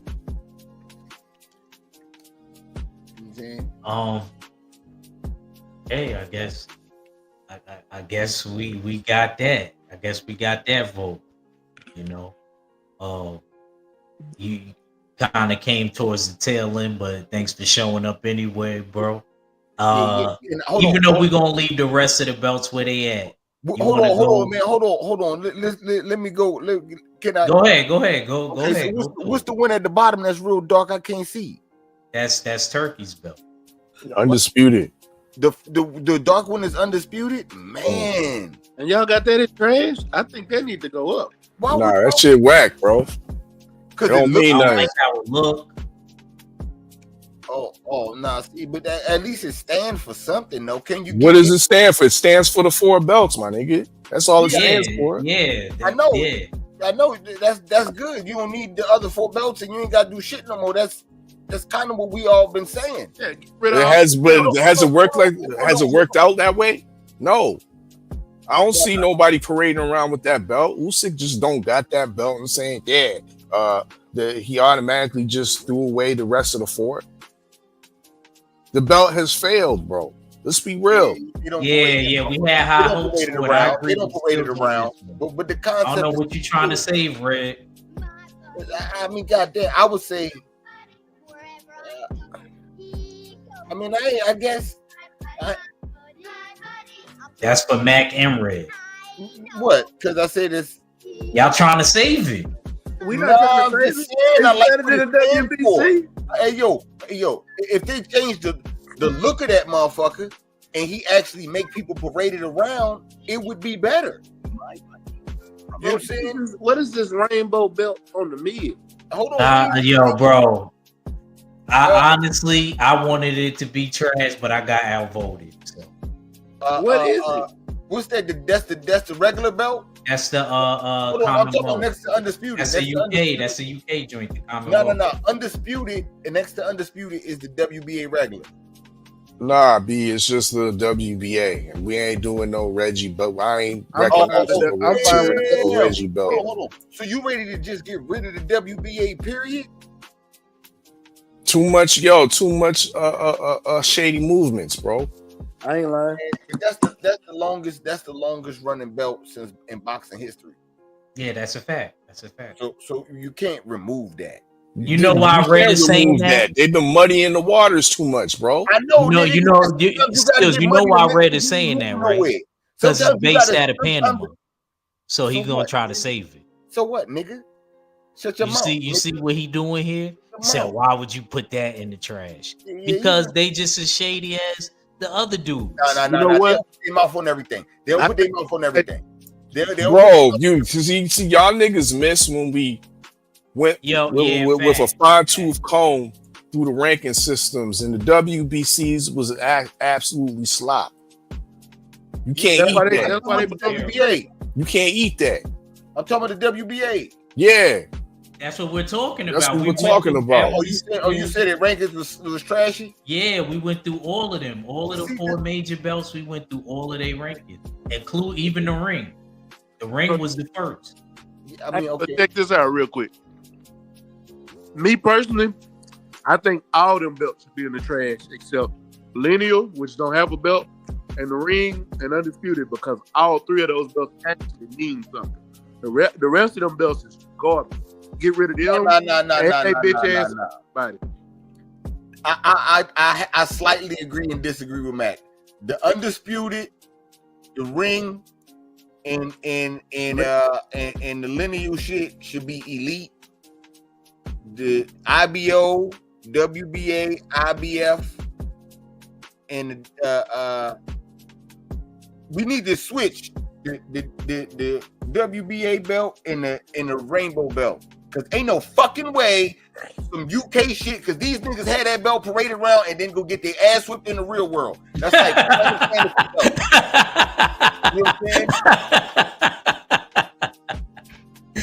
Final Fantasy belt, that belt means nothing. It means you got an ass whipping coming to you start wearing that motherfucking rainbow shit. He said they get their ass whipped in the real world. Yeah, for real. You know what I'm saying? That is a fantasy belt. That is for you to daydream. That's why it's all rainbowish. You know what I'm saying? And they've been doing this rainbow shit before the other people try to take the rainbow over. So I ain't even gonna do that to them. But that is still some fantasy shit, because people get their ass whipped after going into the real world with that shit. And no one from the real world wants that shit. That is trash. You know what I'm saying? For real. But yeah, I say switch those 2 and put Undisputed at the top. That would be my, you know what I'm saying? I don't agree with that, bro. Undisputed is staying in the trash because Steels is right. What has it done? It hasn't done nothing for the rest of the fight. It just started. All right, when it gets started, they still gotta earn the kicks out. But you got it where it's trash and ready to be removed. How can it be ready to be removed when it just entered the building? Nigga, stay ready. They ready to get rid of it's trash, bro. I don't. You gotta earn the we kicks need out to first. stick to the Lineal or the Ring magazine. Man. Straight up and down. It's trash. You ready to kick motherfucking Undisputed belt out the house? Hold on. I'm gonna say this. Hey, so let me say this real quick. Do we all agree that Turk has shaken boxing up and actually brought entertainment back to the sport of boxing? Yeah. Can we all agree that Turk is putting on the best fights right now? For the most part. Don't say for the most part. It's either a yes or a no, because ain't nobody else putting on cards like him. Nobody even got close to cards like him. And don't give me that PBC bullshit. No. If we talking about majority of the competitive matches, right now, good cards as a whole, then yeah. Okay, that's what I'm talking about. Okay, now if he come out with his own belt for a lot of the people that's winning these fights, for those undisputed titles, because he's putting on most of those undisputed titles. Give him a chance, because if we are liking it, though, we can't disagree that the belt, because you don't like the way the belt is, and it had a couple of mishaps here and there. It just came out. He's getting started. He's getting into boxing, but right now he's giving us the best product. Yeah, and one of the products that's lacking is this belt. Yeah, and the credibility and the legacy of it. Now, yeah, they don't agreed. Agreed. the legacy still needs to build with it, but so far, it's fallen flat because the undisputed fighters that have this belt still covet and still carry those other 4 belts. The undisputed belt essentially still means nothing unless you have the other 4 belts. Hell, if I'm still It's paying built them off high of it's built off of the strength of the other 4 sanctioning bodies. You can't say that. You can't say that with the ring belt. You can't say that with the lineal belt. Undisputed belt is built off of belts that are supposedly trash. So therefore, it should be put in the trash as well. But look, hold on, watch this. If I'm still paying these high ass sanctioning fees, hell yeah, I'm gonna put this motherfucking belt on because I'm paying the goddamn sanctioning fees. Nigga, if I'm paying for it, I'm gonna throw this bitch over my shoulder and around my waist. But throw them hoes in the trash, get rid of them bitch ass sanctioning fees, and what did you got left? Lineal, ring, and that undisputed title that you don't gotta pay for. And my thing is this, man. These niggas ain't been in the game long enough to take a shit, and y'all ready to take them out. For number 1. Thank you. For number 2, you know what I'm saying? All y'all saying is if they get the dust blown off their motherfucking ass or shined up a little bit, that they'll look brand new and you ready to put them at elite. These other motherfuckers, you know that they're not doing that. You know what I'm saying? If Turkey get a win, which he likes to do, Turkey get a win and we say, yo, that belt fly, but it look ugly than a motherfucker. That shit get changed around. All that's irrelevant, Red. No. These niggas is no. What is we doing right here? What is we doing? These niggas is contradictory. Are we going with this big Turk not own the Ring magazine? Did he just not buy out the Ring magazine? How are you? And he's out here parading the Ring magazine belt, making Canelo put down the WBC to hold up the Ring magazine belt. Listen. So what are we doing? Are we going with the 1 versus 2 criteria, or are we going with the trash belts? The first thing out your motherfucking mouth when I said why is that at the bottom is you said because it look ugly. Nah, see, that's what you heard. That's what you heard. Because when you choose to show up to the show at 2:30 when we started at 11, you can't talk to me about the what you heard because you ain't heard nothing, nigga. You ain't heard nothing. You ain't heard the minutes, the hours of content that we done combed through. Now you just want to come here at the last minute and talk your talk like you know something, nigga. You didn't elaborate shit. The first thing you said was the high look, and that's why it's dark. So what the fuck you want me to say? What the fuck you want me to say when I told you it's hypocritical that this belt is built off of other trash belts? It's only here because there's you have to get the 4 other trash belts to make it real. The undisputed. He got a point, y'all. Salute Mahari. Salute. Gather up the stones, nigga. You gotta gather up the motherfucking golden stones, nigga. What the fuck we talking about? Those ain't gems. They stones, my nigga. The real gem is being lineal.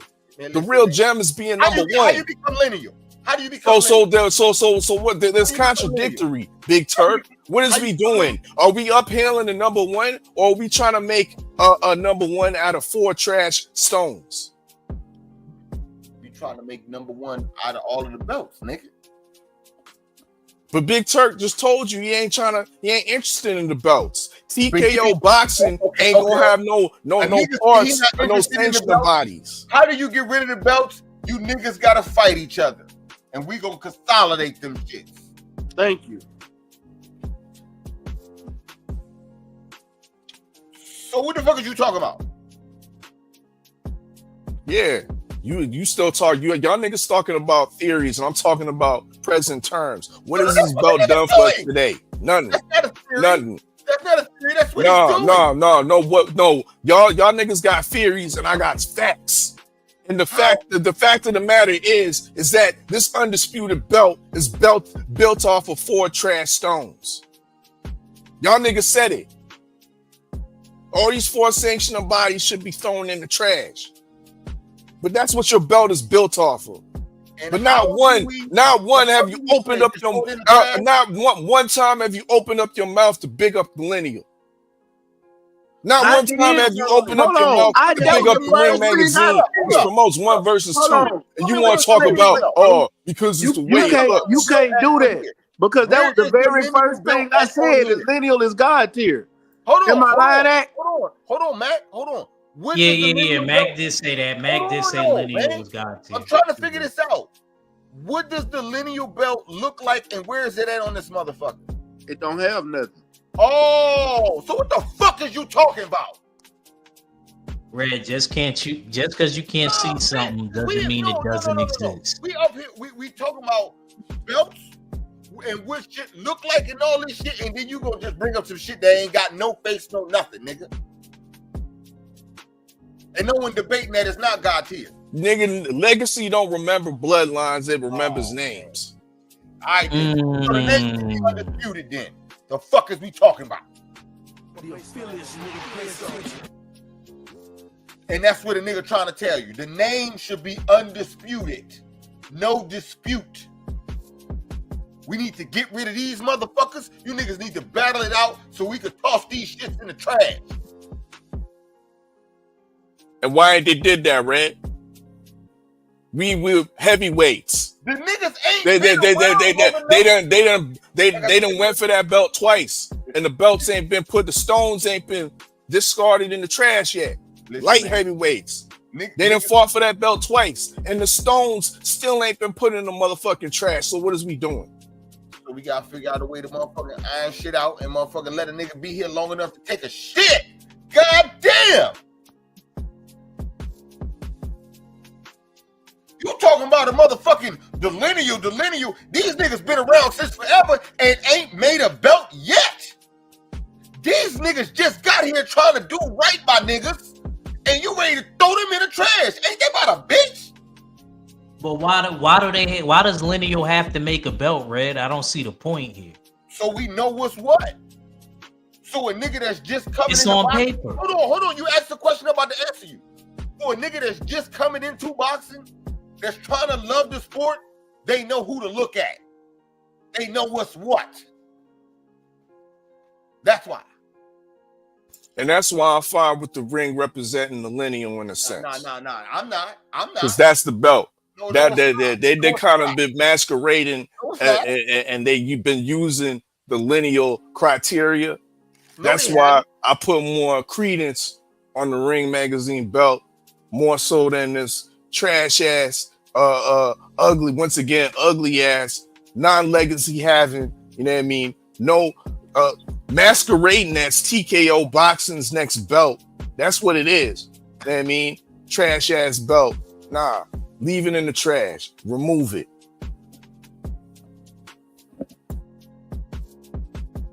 I damn sure ain't believing in no racist ass ring belt. That nigga ain't changed. Oh, okay. Now old boy has to pull out the race card. Now old boy got to pull out the race card. Race his ass Ring magazine belt. We not doing that. He didn't change the staff. He just hired them. You get the fuck out of my face with that dumb shit. Yeah, I know the real. I know the real Ring magazine. I see how they try to force these niggas out and they dry as hell and don't nobody like them and they even look, sound, all that shit is turned into a cornball real quick. This dude, Red is that. I ain't lying. Niggas, these niggas get the Ring magazine, get to doing shit, and y'all niggas be sitting there saying, yo, these is the worst fucking commentators I ever seen in this press conference. These trash shit. We ain't never talked about these niggas. We talk about this shit. Bro, we ain't talking about no commentators, about no promotion.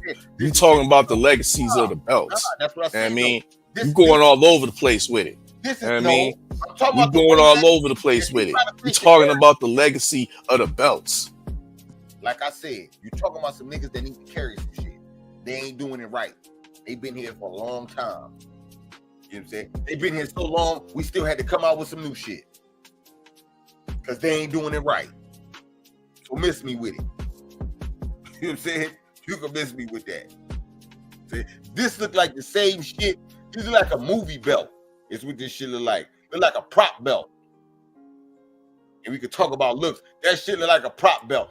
Nigga, that prop belt's been there since the beginning, my nigga. Look way better than that. Muhammad Ali love that prop belt, my nigga. Muhammad Ali didn't like pork, nigga. I like motherfucking pork chops, nigga. Fuck is you saying? That's what is you saying, nigga? You wrong. Yeah, that's what you saying. You wrong. Just like your undisputed belt need to be in the trash with the swine, my nigga. I'm rocking with undisputed, man. I'm rocking with some shit that's no dispute. Not a whole bunch of white boys in cubicles saying what they like. All right, but it wasn't like that before Oscar got a hold of it, and now you supporting Turkey and the advocate for Turkey. Now Turkey own it. So now what? He didn't change the staff act. He kept the same motherfuckers, so it don't mean shit to me. It's still just like we was telling you the undisputed don't mean shit to us. So I guess we even. Hey, well, I, at least my shit is no dispute. No sanctioning fees, no dispute. You know what I'm saying? Yeah, no sanctioning fees with the Ring magazine either. What the fuck is you talking about? There ain't no sanctioning fees. But it's definitely it's dispute behind that shit. You just don't like it. Behind who got the Ring magazine belt is disputes. No, there ain't no disputes because how do you win an undisputed belt? How do you win Big Turk's undisputed belt? Tell me that. Let's go. Let's slowly go through this. Nigga. First question: how do you win Big Turk's undisputed belt? Easy. So why you asking me a question? You know the answer. What's the steps you have to take for the people in the chat that don't know how you win this illustrious Big Turk belt? What do you have to do? You go undisputed. And how do you go undisputed? Get all 4 major titles. What we talking about, man? The 4 major titles that are supposedly be in the trash. 2 of them in the trash. I said only 1 should be in the trash. But yes and yeah, you got to go get it.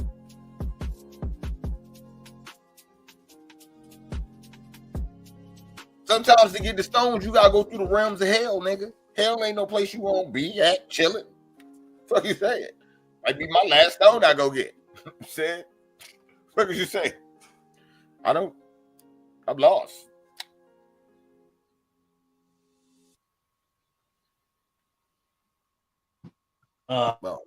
You got any thing to say before we wrap this up? No, I gotta go finish working on this project. So, all right. So get the people your last and all that good stuff. Man, shout out to people. Shout out to great. So I know I don't get to come on with the brothers as much as I want to, but when I get a chance, I'm dead in. You know, get my little 2 cents. You know, but this is great. So I like the way y'all doing this. Like how y'all real. Yes, sir. Yes, sir. You was a little choppy though, Mac, but I heard, I got the gist of what you were saying. All right, bet. All right. Red, man, you got any closing words, man? We getting ready to wrap this thing up. Salute to my brother Mac, man. Mac Smart, man. He doing that project. That boy is over there building a articular modulator, transmitter, device. I think I said it right. I might have missed one more than words that he said. You know what I'm saying? But yeah, he building that, and y'all don't even know what that is. Yeah, you know what I'm saying? Getting busy over there. So salute to Mac. Salute to my brothers, man. Ack N Odd, man. My bad for being late. You know, I got the Saturday morning daddy duties, but and it's my daughter's birthday weekend and shit. So I've been, you know what I'm saying, running around. But yeah, man. Salute to Ack N Odd for definitely having another good one. Yeah, have y'all done 130? Yo, bro, we went to. Oh, how we did the 130 tier? I don't think so. Yeah, man, we might have to do that, man. You know what I'm saying? And we really shouldn't do it because we don't know what's going on with the WBA champion. I think that should wait. you want to wait? Oh, you want to wait to see what Lamont doing? Yeah, because they gave him an ultimatum anyway. Why? I mean, we could wait. You know what I'm saying? We could wait. IBF got Lamont ranked at lightweight already. See, I mean, that's what I'm saying. We could, you know what I'm saying? We could wait, or we could do however y'all want to do it. I ain't mad. I'm just saying, you know. Don't get me wrong. I would like to do it if Lamont was still there because I think that would be a good discussion for you and 503 and Mac. But I think we should wait because we got to see what happens. Yeah, I mean, I ain't mad. I ain't mad. Y'all trying to say, you know what I'm saying? Y'all don't want to hear me talk shit about who the best at 130 is, but I still know who the best is if Lamont not there, so it don't matter. Sir. Yeah, so Steels, man. Oh, that was your last, Red? Gave the people your last? That was it? Yeah, man, salute. Yeah, salute. Salute to the LDBC. It's the usual suspect tank. Yes, sir. Yes, sir. Steels, man, close us out, man. Salute to everybody up in the chat. You know what I mean? That's been with us for nearly 4 hours and whatnot as we go through the tier list of these sanctioning bodies and belts. Salute to the usual suspect 6. Of course, we got the US 6 fight pool. We did have to eat some early morning crow today. We'll see how the rest of these fights turn out and result. We'll be back tomorrow on Usual Suspect Sundays with the H-Town Hard Hitter. We will be announcing the winner of the Final Boxer game. Yes, we will be finding Mel Charlo finally. And yeah, good luck to the winner. You still got time to buy those boxes. $ Usual 50/50, $20 a box, and we'll send you the limited boxes that are available. But yeah, y'all know what it is. Get your tickets 50/50. Salute to D-Man for winning yesterday's 50/50 draw. Once again, the remaining proceeds goes to the LDBC meet and greet August 9th and 10th. Get your tickets on Eventbrite, available right now. Promo code US6 for $5 off. You know what I mean? Those tickets, US6 is the promo code. So yeah, get your tickets to the LDBC meet and greet. And yeah, we'll see you tomorrow and as well as on Monday on the Beltway to go through these leaderboards. But it's your favorite, yet your most hated odd fella. Salute to the usual suspects. Salute to the LDBC. And I'm Gizon.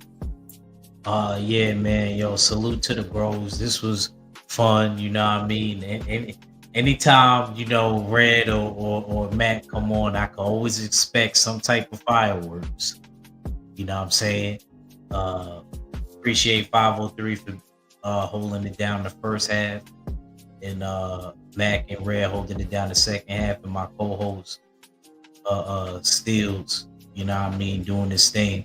And basically, like, I like this show because not only do we tier things, it's also showing you what's going on in the actual rankings and fighters that you never heard of. You know, and I don't think a lot of content creators do what me and I do over here. Like, this is actually where you could get learned up, like my grandma would say. Mac, you came off mute. You were saying something? I seen him come off mute. Okay. All right. Nah, I ain't say nothing. Okay. But I'm your host, Machiavelli. Yo, the fans trail me, so my alias Machiavelli. Shout out to the mighty LDBC. Let no man forget how menacing we are. We are lions. And the full Berserker clan and the usual suspects. It's your boy Ack Reach. I never stay wrong. And we out of here. And a word from our sponsor before we leave, man. Y'all know what it is. It's the Find the Boxer game. Purchase a box for a chance at winning $500. One of 54 boxes has a missing boxer inside. Purchase your box or boxes by Cash Apping $ usual 50/50. Include your box number, name, and email address. Your box number will be confirmed and sent directly to your email. Each box is $20. with a 1 in 54 chance of winning. Remaining proceeds will go directly to the LDBC meet and greet in Las Vegas. Shout out to the LDBC, and remember, it's a usual suspect day.